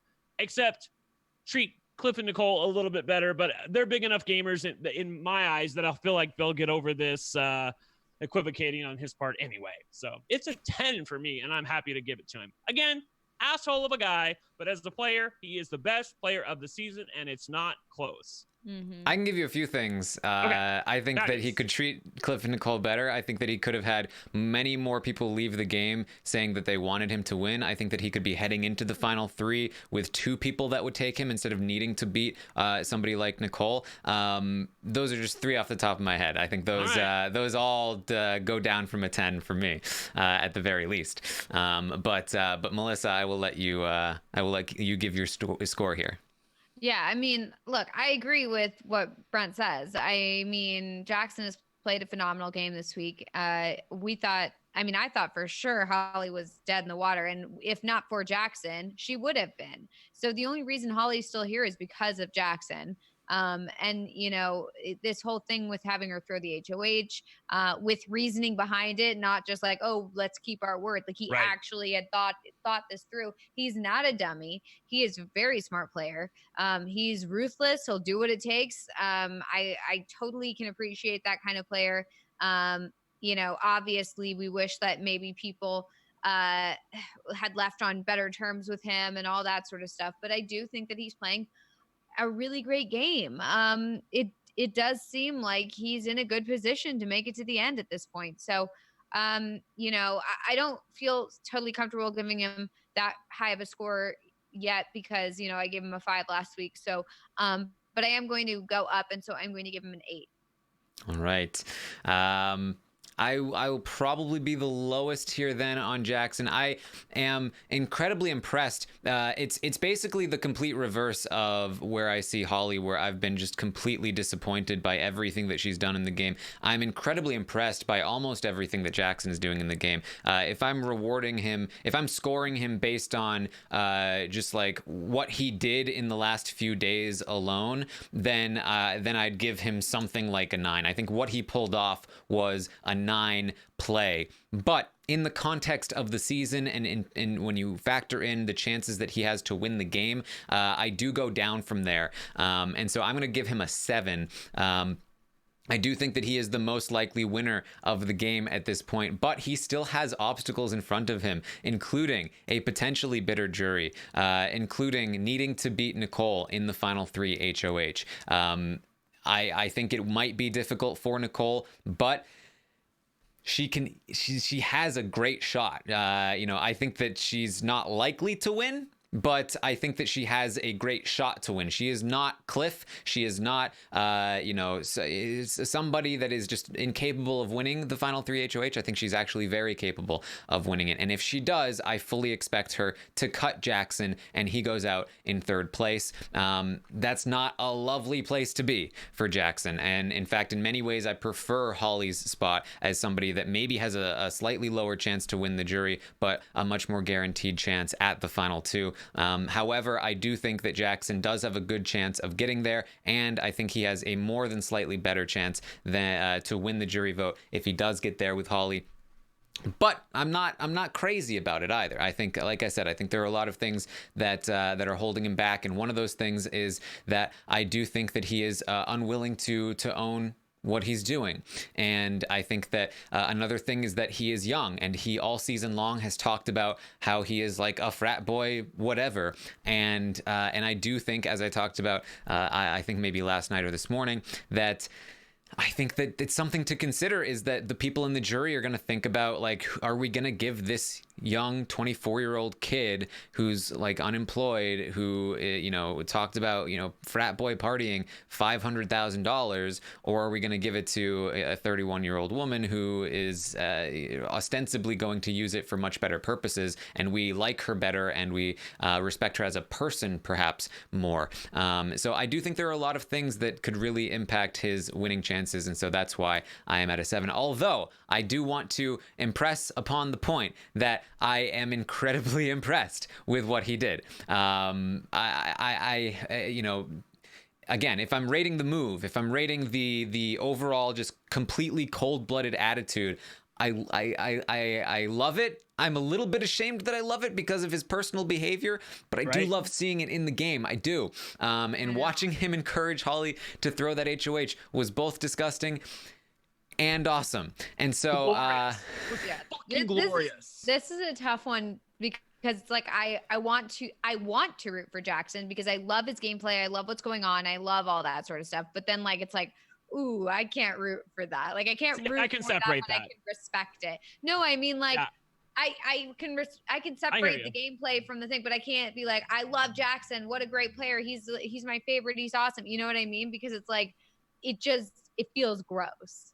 So I want to, it's hard to separate it. And especially like in a medium like Twitter or something where you're trying to say like, wow, Jackson, way to go. What a great move. And everyone's like, wow, you love Jackson. You're rooting for him. It's like, no, there's like a difference between like loving the move and loving the gameplay versus, you know, this guy's awesome, I love him, which is like clearly not the case. But we have very much reached the point in the season where anytime I say anything, I immediately see a bunch of people. Oh, he's a Jackson stan. Oh, no, he hates Jackson. He's just a Nicole stan. Oh, no, he hates Nicole. He's always been rooting for Cliff. Oh, nope, he just hates Holly. Like, here Taran goes again. Yeah. Rooting for, and then insert X. Yes. I talk about how I'm worried about Nicole's jury chances, and it's, Taran, he's always been crapping on Nicole. He's just rooting for Cliff. He just wants Cliff to win. I talk about how I make fun of Jackson for talking about his mama, and then it's he's just hated Jackson this whole time. He's just a Nicole stan. He's defending Nicole against Jackson. It's you're a stan and a hater at the same time. It's for all of the players, for every single person. Yeah. So. By the way, a couple things really quickly. A lot of people are talking about the fact that they feel like production favors Jackson, that they've been catering to him. You know, all true. But he's been able to make that happen. I mean, they did have nots until Jackson bitched and cheated and lied his way through a have not week. And they were like, you know what? Screw it. We're not going to deal with that anymore. So more power to him that he was able to get them. Like, that's even more impressive to me, that he was able to get production to stop doing have nots because he was so adamantly against it and he loves his food so much. So don't come to me with that BS. And I can totally separate the game from personality. He's an asshole of a person in many ways, but like I'm at the point where if he wins the game, I'm going to be like standing up and applauding him. Like, and people were asking me in the chat earlier, they're like, are you going to bring up the veil if Jackson wins? I'm like, bitch, no, I'm going to throw a fucking party. What are you talking about? He's an amazing player. You guys just we don't get gameplay like this very often, where he literally pulled somebody across the finish line because of his sheer willpower. Mm-hmm. And we always talk about how we want those sorts of players, and then people get all mad whenever we get it. It's like, okay, make up your mind. But I do want to bring up really quick, like, what is all this about Jackson's cheater? Because I have not really seen it, so I don't really. Well, okay, the have not thing doesn't really matter because it doesn't really affect the game. It's like obviously we want people to follow the rules, et cetera, but that shouldn't make it his win if he wins any less, like, you know. Right, of course. What are you talking about, though? But what is this? Jackson's a cheater. Literally, I mean, this is often happens, especially when a player that's not popular does well. People will latch on to anything that they can. People will often jump on, oh, they're not allowed to say who they're going to nominate. That's a rule. Like, very, very selectively jump on that one. So one of the things is that, and we briefly talked about this before, that when Jackson was initially telling Cliff and Nicole that Tommy came to him and told him the pitch about throwing the HOH, that he had said, that's what they called me in the diary room for, something along those lines. And people, oh, he used production as a strategy, he didn't get dinged, he's a cheater. I think personally that if Cliff and Nicole had been like, well, we don't believe him, but he said he got called into the diary room and he's not being dinged for production, so must be telling the truth, then they would have dinged him and been like, you need to go tell them that that's not what you were called into the diary room for. Also, like, who cares? I feel like that's not the main thing. In the letter of the law, it's using production as a strategy. But as I said on Twitter and as I said at the live show, it's like working the reps. Like, if you can commit a penalty and they don't call it, like, girl, I'm happy for you. Like, good job. You know? To be clear, people do this all the Yeah, time. I mean, I All the feel time. like Constantly. this isn't new. I feel like that's why I'm so confused about it Yeah. because like I see this happen all the time where people are like, "Oh yeah, I talked to the diary room about blah blah blah." Yo, yeah, production asked me to talk about blah blah. Oh, I was asked about XYZ, and then they'll say like, "Don't talk about your diary room sessions or whatever." But it's like The other it's still thing said. is the veto competition. Jackson beat Nicole by 2 minutes, and he has made a point of telling people that he was hitting the wrong target over and over again until Big Brother kept repeating, obviously, which of these house guests has not been in like what competition or something. So like to hear Jackson tell it, it was like Big Brother was basically saying, Jackson, you knucklehead, you're not listening to the question. It's which of these house guests has not been blah, blah, blah, blah, blah. So Twitter doesn't like that production was helping a house guest. But as I said, I for any house guest that misreads a question and they're reading the question to them, I feel like that production's going to help them out and try to get them to read the question correctly. It just so happens that it's Jackson in this case. Yes, and again, I'm reasonably certain that the same thing happened to at least one other person who was playing in the veto. It was not only Jackson that it happened to. And I had a great analogy for the diary room thing. It's like in court when people, at least in TV, when people say something that they know is going to be objected to. Right, yes. Right, but it's already out there. Right. Yeah. Get it in the record. Yeah. Right. That's the thing is that happens all the time. It's like it's been said, the jury has heard it. Like just because you then say like objection or whatever, it's like withdrawn. You can't take it back. You can't take it back. So I just feel like I don't believe any of the he's a cheater allegations, whatever. Like until someone shows me actual cheating, then maybe I'll change my mind about that. But at this point, I do not believe Jackson has cheated to get where he is right now. Yeah, and also again, like the people that run this show, they are not that invested in which person wins the game. That's my own personal opinion. I mean, I don't think that an entire conspiracy, like, first of all, they're probably not on the same page. Like everybody running the game. To win. Yeah, like production. Like I can guarantee you. Production is a lot of people, and not all of them are Jackson stans who are going to work together to conspire to make sure that Jackson wins the Final Four veto, because Jackson needs to win this season, even though he's a massive part of why they've gotten terrible press for it and are going to get reviewed, and maybe some people are going to get fired. Like, come on, guys. They if anything, they would be wanting to get Jackson out and have somebody win the game who wasn't controversial. Like, there's no way they'd want a controversial winner. Like, that's not what they want. They already hate all that publicity. Like, I mean, they don't want the TMZ articles. They want, the underdog story where Nicole wins. So if anything, like they should be rigging it for Nicole. And if they're rigging it for anyone, it's for her. But they're not. The thing about Jackson's mom suing the network, that got legs early on. That was a troll account. That was not real. His mom is not suing the network. And they're thinking, oh, well, the show is helping Jackson because his mom is suing the network and they don't want to get sued. So like, they just follow that to its logical conclusion. So they're just going to hand Jackson $500,000 to prevent a lawsuit where they lose money. Like, well, are you even listening to yourself? It doesn't even make sense. Like, girl, bye. I can't with these people. Yeah, the conspiracy theories are not for me. These are the people that can't be bothered to sift through diary room footage to edit something together, so they just hand the people a script so they can read it out loud in a dull voice like Nick's. They are far too lazy to care about, to go again, have some massive conspiracy to be helping an individual player. Think Occam's razor. Think like, what is just the laziest, most simple explanation for any of these things, and you will I think 99% of the time find your answer. So that's my take on it. The audience, by the way, gave Jackson a 7. So they were with me on that one. Oh, and I remember the other thing I wanted to say. For those of you in the chat or whoever's listening to this after the fact, thinking, oh, Brent must have bought some Jackson stock. That's why he gave Jackson a 10. Like, if you were listening last week, I went bankrupt in the stock market. I have no money left in the stock market other than the $20 that we get. So that has nothing to do with it. And I do not own any Jackson stock. Girl, bye. There you go. Yeah, I sold everything. I didn't have time to buy because we were in New York.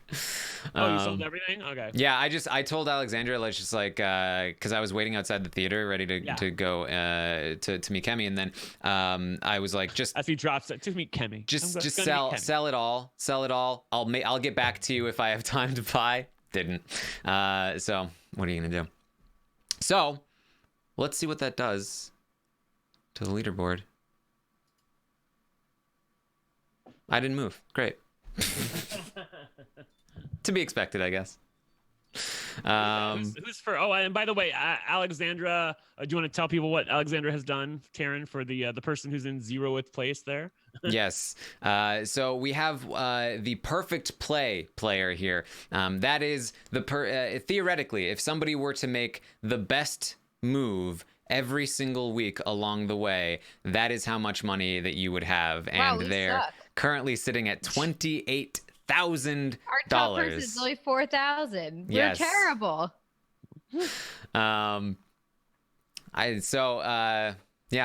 So we have been far from perfect here. Very far. Yes, all of us have been far from perfect. But it looks like there has been a change on the leaderboard that HH Raptor Pro on Reddit has taken first place from Blue Tortoise. New leader here. Yeah, I don't think Blue Tortoise is going to be writing me any thank you cards for my 10 for Jackson, considering the person above them has gone all in on Jackson. Yeah, that was because Raptor there went in on Jackson. They have taken a pretty commanding lead too, 4,700. The top 3, Blue Tortoise, Zora, and Noodles, they held, and they are now 2, 3, and 4. They held. Yeah, that's right, because they cut the feed, so we didn't know which outcast was going to be evicted and what the final 4 was going to look like. Because if Jackson had to deal with Tommy in the final 4, things would look decidedly different now for him. So good for you if you bought some Jackson stock. That was very good foresight, or you were just damn lucky. So I'm still there in 9th place. Then Kirsten shot up quite a bit. She went in on Jackson, so she is now up at 20th. We got Black Site has fallen down a bit with a Nicole purchase, and look, did Beast stop playing? No, Beast re-entered the game after Sam left. About halfway through the season, and is now fighting his way back to the top in 35th. Oh my god! How? I just he was out. How? I don't get it. How much money did he have when he lost all his money with Sam? He lost everything. He started fresh with $200. Still losing? Oh my god! This is so embarrassing. Oh, I didn't know you get another 200 if you start over. Yes, because basically, tell me that. I thought I would just have like $21. Well, left. We can't start over. Oh, okay. Well, basically, he was playing on Reddit, and then he switched to the Discord for so that's just how different. That's how you rig the system. Let me tell you, a lot of people playing have like 3 different games going simultaneously. That's how they're doing well. Yeah. No wonder I'm doing so terribly. It's extra hard for us. So I like it that way though. Because I feel like it evens out though, because we control the ratings. So I feel like that it's right that we only have one account. So yeah, so there you can see the history there with Beast. For the first 5 weeks wasn't playing. Started week 6, and is now back up to 35th place. So congrats Beast. There for Beast. Like I'm almost more impressed with that than I am with the person who's winning right now. It's gonna be tough to make it all the way because there's only so many plays left to make here. But if we continue down here, we've got Mary there in 50th, Puya 52, and if we keep going down somewhere, eventually we'll find Melissa 131. Woohoo! It. Did you take a stuff? You took a hit here, yeah. You took a big one. I thought that Holly was going and Tommy was staying, so I lost all my Tommy stock. Ooh, yeah, lost some Tommy. Looks like you have some in Cliff too. So yeah, it's all bad for me right now. It's all bad. It's all bad. You're almost back to where you started. In fact, you're probably lower than where you started because of all the extra. Oof. Yeah, not good. Yeah, and then Brent he's just gone. I'm gone. I'm out. I'm back. Down there at the Yeah. They asked me if I want to continue with my weekly stipend. I said no. I'm done. It was a good run, but no. I'm done. Yeah, you're quitting the Easter egg hunt. Yes, thank you. I am. I'll try again during Big Brother Canada 8. All right. So that's what we have there. Rob has been out for a while as well. They're asking about Rob. Yes, and because other people keep asking me about this, I can't remember who was on Twitter that said this. The reason we're not hearing anything about the draft that we did at the beginning of the season is because Taran is out. Yes. Taran's out of the draft. It was nice to see his picture in black and white. I like that very much. I'm still in the draft with 2 people. Melissa has 1 and Rob has 1. Melissa has Nicole. Yeah. Rob I have has Nicole. Jackson, and you have Holly and Cliff. Yes, that is true. So, I'm probably going to lose a player this week, but then we each have 1 going into the final 3. So there you go. And by the way, remember that on the Stock Watch, next Monday, we'll have our final LFC Stock Watch roundtable, and we'll rate the house guests then. But then once the game ends on Thursday night, the person who wins cashes out at $10 a share. And did you do something this year where second and third get something, or what did we end up doing with that? The winner cashes out at 10. They get essentially a 10 rating, and whatever that does to their price. Second place gets a 1 rating, similar to the prize structure there. That second place gets 1/10 of the prize of the winner, and then third place is out.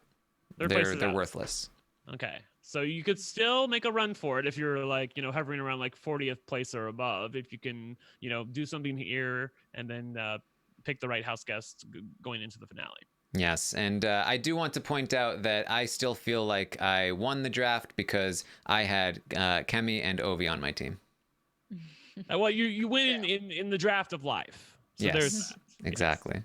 Also, I'm voting for Kemi for America's favorite player. I just wanted to let you all know that. Kemi. She was absolutely radiant. She was beautiful.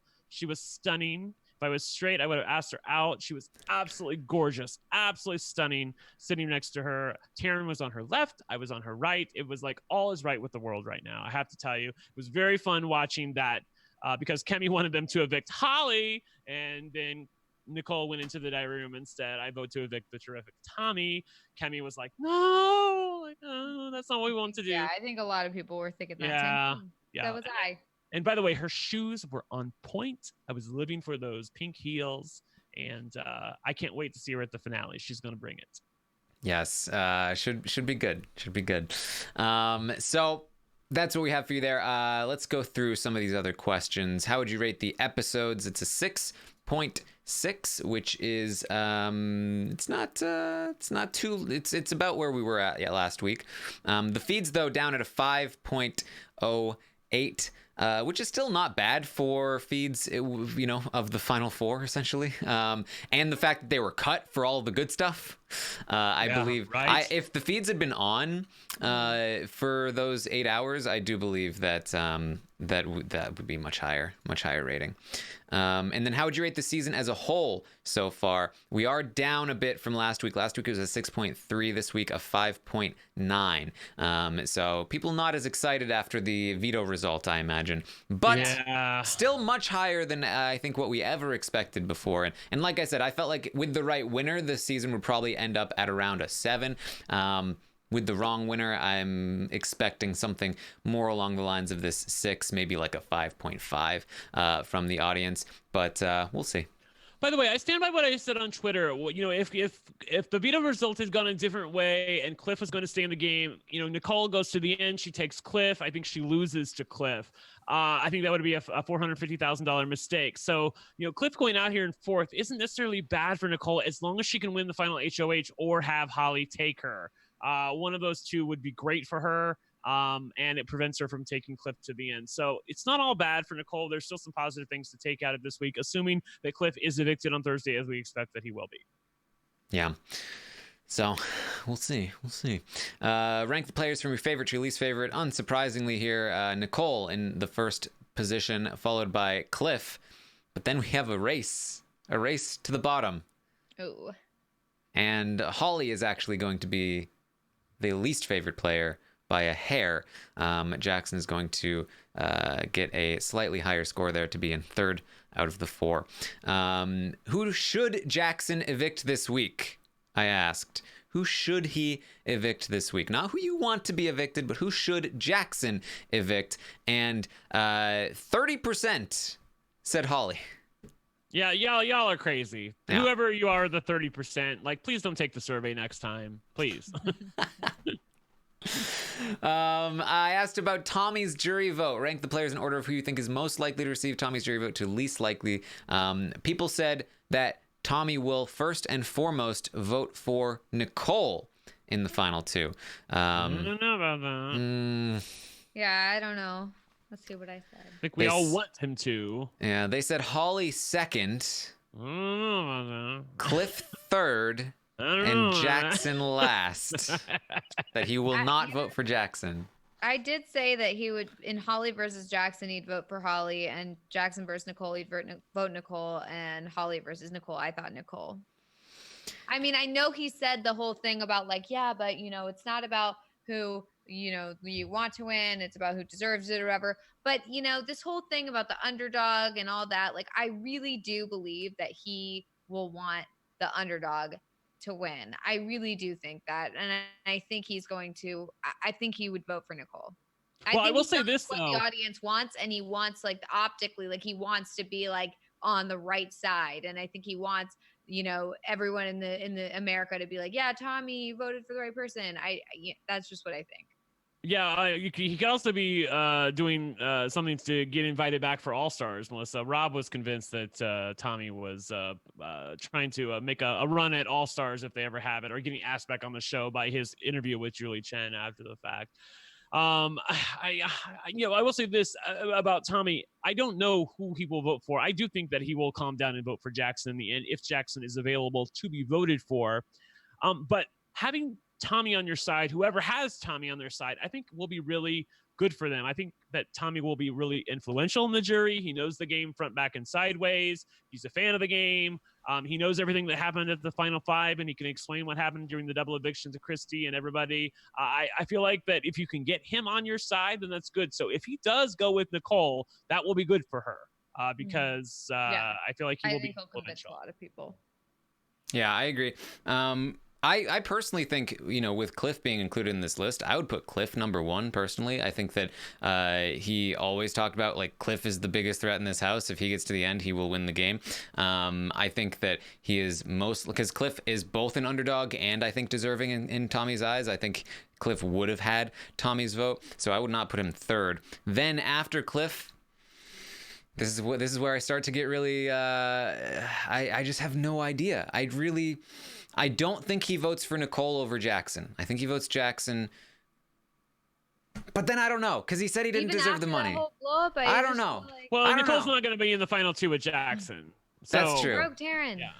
No, I really do think that Tommy cares about the look of it. I think he cares about what America will think based on his vote. And I think that he wants the underdog to win. He knows that America always roots for the underdog. And I just feel like... Oh, while I'm at it... Oh, go ahead. I think he votes Holly over Nicole. He might also be like, oh, well, I don't want to be a bitter juror because America hates when there's a bitter juror. So I want to vote for good gameplay.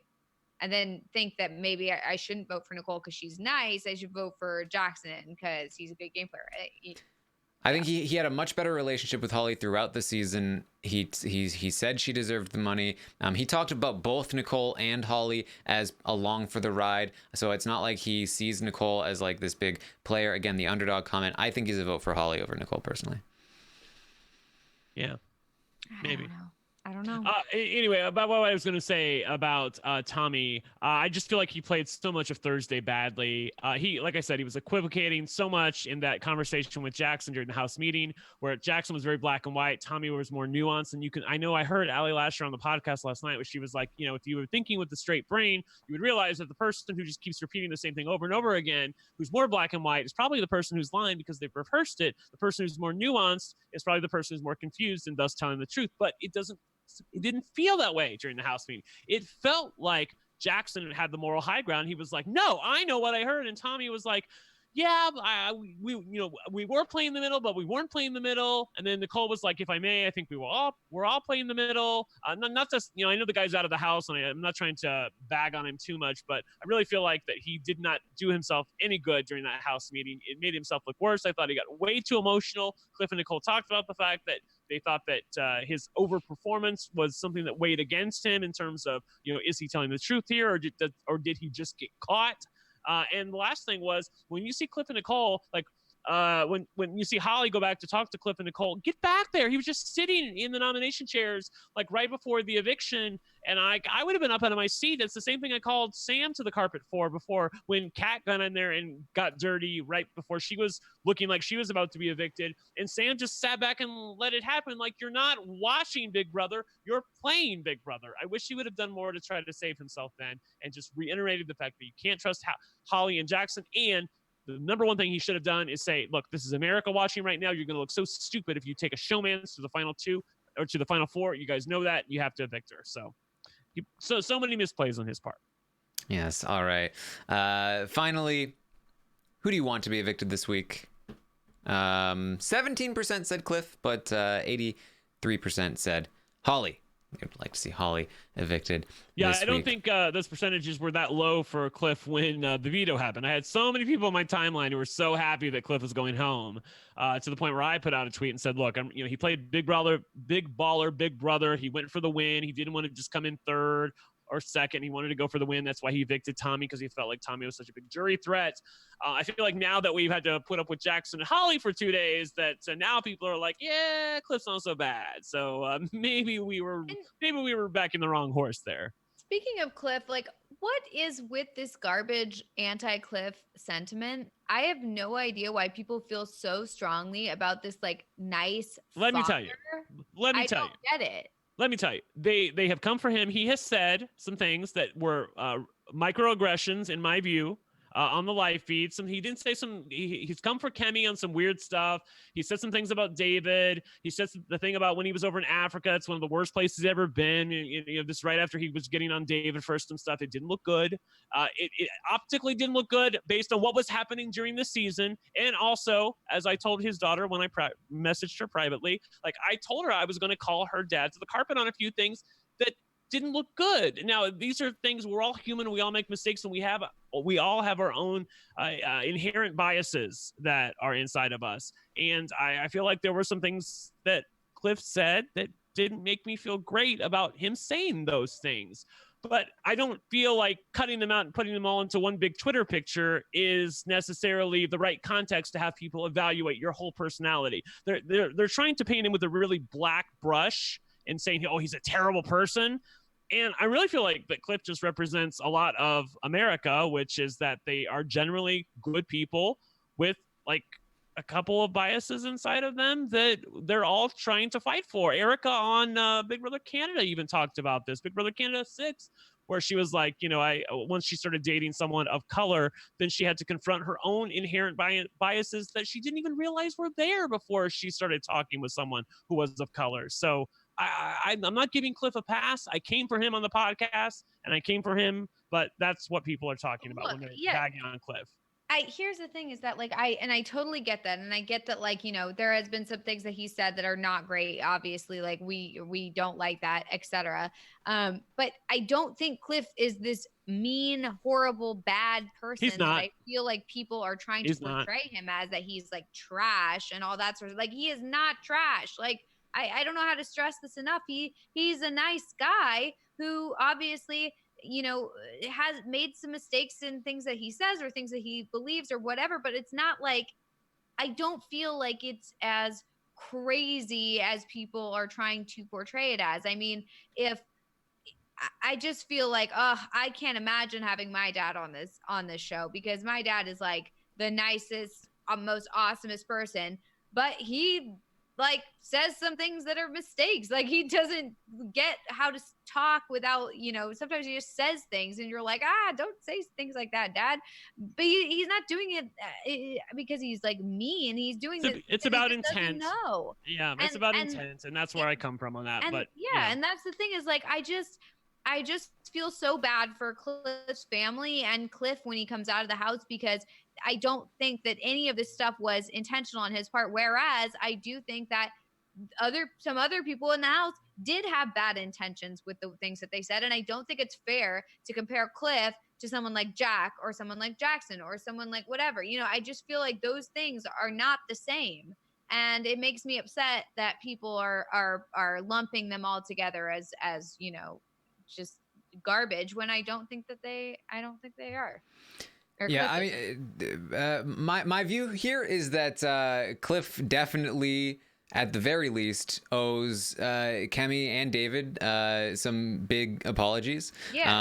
I think he is the kind of person who will apologize and who will admit faults. I sure hope that he does. And I think he's going to be fine. I think that there are people that dislike him, and I'm not going to tell them not to. I think that that's fine, and I think that he's going to be fine. I think a lot of people still like Cliff, and he'll go back to his family who loves him, and it's all going to be okay. And all for gonna be everybody fine. saying in the chat that I'm defending racism, yeah, definitely not. I can't. I don't even want to I don't even want to pretend like that. I don't even acknowledge that, because it's clearly no. Like, clearly that is not what's going on here, and everyone knows it. And come on, please. Right. It's just because I'm saying, like, I don't think Cliff is trash. All of a sudden, I'm like going insane or whatever. It's like, no, come on. No, I'm with you. I just don't fight them anymore. I say my piece on the podcast, and then I'm done with it. Mm-hmm. Yes. So I honestly, I thought we were going to talk about how people are like, oh, he's dragging Nicole down, which I disagree with that. I disagree with that. He's been trying to prop her up, and in fact, I sacrificed much of his game in order to make sure she was safe this week. So stop with that. Yeah, look, I love Nicole as much as the next person, but from my point of view, it was a little bit Cliff that kind of dragged Nicole to the spot that she was when she then started winning competitions and dragging Cliff toward the end. Like, remember that Nicole basically was dragged into the alliance with Jackson and Holly by Cliff without. She didn't want to do it. Yeah, without Cliff's presence there pulling her in, I fully believe that they would have gone with Tommy instead, or so, like, you know what I mean? Like, they would have dragged somebody else in, and Nicole would not have been in the spot that she is. So, look, it was a mutually beneficial relationship where they both looked out for their own interests at times. And they're individual players. Yeah, and yes. Nicole considered voting Cliff out not once but twice. Yes. Never did it, but nobody surely remembers that. It. Nobody remembers that, Taran. That she almost voted out Cliff. She thought about it. She considered it. And if the situation were reversed, it'd been like, Cliff's such a phony. He considered that. Yeah. So there you go. Melissa, you said you wrote down jury situations here. I did. I want to hear from you. I want to get your predictions. We're going to go through the final three scenarios. We're going to go, of course, we're going to do it more in detail probably next week when we have a better idea of what it's going to look like, and maybe get some more jury segments. But I wanted to have your thoughts before you leave us. So what are your thoughts here? Let's say Jackson wins the HOH or Holly wins the HOH. They take each other. It's Jackson and Holly in the final two. What's happening? It's Holly and Jackson in the final two. Yes. I have Holly winning. I don't know if that is the case, but and it was one of those things where I just went down the line with the jurors and I was like, okay, like, who votes who? And I didn't count it up until the end. And then I was like, oh boy, yeesh. It looks like Holly wins. But I had Jaxis and Nick voting for Jackson. But then I had Kat, Jess, Christy, Tommy, Nicole, and Cliff voting for Holly. I don't know if that's true, but I mean, yeah. I don't think Cliff and Nicole will vote for Holly. Yeah, if Cliff and Nicole might vote for Jackson, you're right. But at the time, I was thinking about it, and I was just like, but they could be the kingmakers, though. I made the form today and thought about like how I was going to rate people, and I legitimately thought like there's a good chance that Cliff and Nicole don't vote Jackson based on what they were saying to the cameras, or at the very least Cliff, based on what he was saying to the camera, saying that he would vote for Holly over Jackson. He has cooled down though, and shortly before the podcast, he did talk about how with Nicole about how he will change his mindset once he goes to the jury, probably would end up voting for Jackson, or at least whoever played the best game, or at the very least would consider it. So that really cooled me off in terms of like, man, I think maybe Holly is in a better position than Jackson at this point, because if he doesn't have Cliff and Nicole's vote, that's huge. But didn't happen. Does seem like they're going to consider it. So no need to worry too much about that. But like I said, I still think it's very possible, even without Cliff and Nicole, because I do see it's hard for me to see Jack and Sis voting separately from Tommy and Christy. So if Tommy and Christy are on that side of things, then who knows? And Kat spent a lot of time in there with Jack, so who knows what happened with that. So lots of ways this can go. Melissa, what were your thoughts? Let's say Nicole wins the HOH, she takes Holly. What happens? You see, also that's something else I did not consider when doing this, was like who takes who. So like I think that might affect the votes. Like I think that depending on who takes whoever, I think they might have a better chance of getting it. Like I think that if Holly wins and takes Jackson, maybe there's less respect for her because it's like, oh, she should have cut him. Like, you know, whatever. Yeah. Or if Jackson takes Holly, there's less respect for Holly because it's like, well, Jackson just dragged her along. Like it's very nuanced. But Holly versus Nicole, that was a tough one. Let me see. 1, 2, 3, 4. I had like 5. Yeah, I think I had Holly winning, but Jess was like the deciding vote because Jess left angry at Nicole. But I don't know if that's well, we also got the jury video where she was still angry, even more angry with Nicole. Right. And so I don't know if that's still there or if maybe she's cooled off or whatever. But at this point, I had Jess with voting Holly with a question mark, and she was basically the deciding vote. See, this is why I gave Holly a 6, because when you're looking at these situations, and it probably won't play out this way, but the possibility is there. So I don't necessarily agree fully, but I'm with you that this is definitely a realistic scenario. All right. Did you see that the picture of Jess when they had the little puppets or the little straw people or cardboard cutouts of people, and Kat tore the head off of Jackson? Yes. Jessica was standing with all those people. She was like, "I'm in the cool kids now. Like, yay! Look at me! Yay!" Oh boy. Yeah. Yeah. So we're going to go over a more detailed list of the jury votes. That will be part of the next survey. So look out for that. Should be a lot of fun. And then, of course, we're going to start the America's Favorite Player poll in the next survey as well. So it's going to be a real big one next week. Make sure you fill it out. There were a lot of people that filled this one out this week. So keep it up. We're going to see how it goes next week. The more people that do it, the more representative it's going to be, even though it still won't match the casuals, but that's fine. So that's what we have. Melissa, anything else that you wanted to add here before you leave us? All I want to say is that this season started off great. When we got the cast reveal, we were all like, yeah, this is awesome. And then it quickly became not so great. And I was about ready to be over with this season. But I will say that the last half of the season has been really fun. The breakup of Grateful and all that has been super fun to watch. And when Jackson decided to go rogue and go against the Alliance, that was awesome. And then to see underdogs Cliff and Nicole,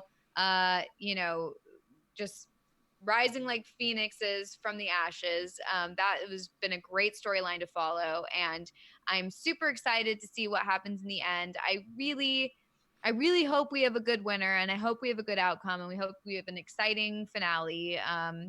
And that's really all we can hope for at this point. So I've had a great time this season, and I'm super sad I'm not going to be able to be here for the finale, but I'm going to be following along and using up all my data just so that I can know what's going on and be right on top of it. So yeah, this has been great. Yeah, I realized that you were going to be on vacation during finale week when I was talking with Rob, and he's like, "You're definitely going to be here for the finale, right?" And I'm like, "Yeah." And then I realized why he was panicking, because you're going to be gone to Europe and Taran's going to be in Los Angeles. So I'll be the only person who will be at home. Oh, wow. Taran, you're going to LA? Yeah, and you're not going to be there. Right when I'm not there. I was waiting for you to leave, to be honest. How convenient. You saw on the schedule I wasn't going to be there, and then all of a sudden you made your trip. Yes, hopefully attending the finale, and we'll see how it goes. But exciting. It's exciting. I just said I'm exciting. I'm excited. Well, you're exciting too. I'm not that exciting, but I'm excited. So there you go. That's what we have for you this week. Brent, did you have any final thoughts here? No, I still think that if Nicole doesn't win, Jackson's going to take it. I just don't believe this Holly nonsense. I really don't. Again, she's not going to be able to talk to the jury. She sounds like she sounds like an idiot when she's talking in public. She sounds terrible. So I don't think there's any chance that Jackson loses to her. And maybe I'm just drinking the denial Kool-Aid, but I refuse to believe that Holly will win this game. It's been a fantastic end game, and I want Jackson or Nicole to win. They need to. All right. So that's what we had. Any thoughts for the hashtag in the chat? Let me know. Yes. Sorry. Stacks keeps telling me to let everybody know that the final POV ceremony is going to be live on Thursday's show. So apparently not tomorrow, but 2 days from now on Wednesday, we're going to get the Power of Veto competition, but not the ceremony, because they obviously didn't have the ceremony today. So they're going to do the ceremony like they always do at the Final Four live during the show on Thursday, and then have the eviction right after. So that's what's happening. Yes. So we'll see how it goes. Let's see. Hashtag own it is I'm seeing there. I think that's pretty good. All right. So make sure you follow me on Twitch, twitch.tv/Taran Armstrong. You can also find me on Twitter at Armstrong Taran, and Instagram, Taran_Armstrong. You can find Brent at OneLuckyGay on Twitter, and Melissa is at It's Melissa with 3 A's. You can also find her in the UK and for the next few weeks. So find her in the UK. That's my challenge to people in the UK or in Europe. Let's not go that far. Oh, God, no. Not find her, but if you happen upon her, just take a selfie with her. Go up to her and ask if you can take a selfie. Yeah, don't murder me. The famous Melissa. Just, no murders. No murders. We are anti-murder. Yeah, that's not happening. Please. All right. So thank you so much for joining us this week. For Brent and Melissa, I am Taran Armstrong. Hashtag own it. We'll see you next time.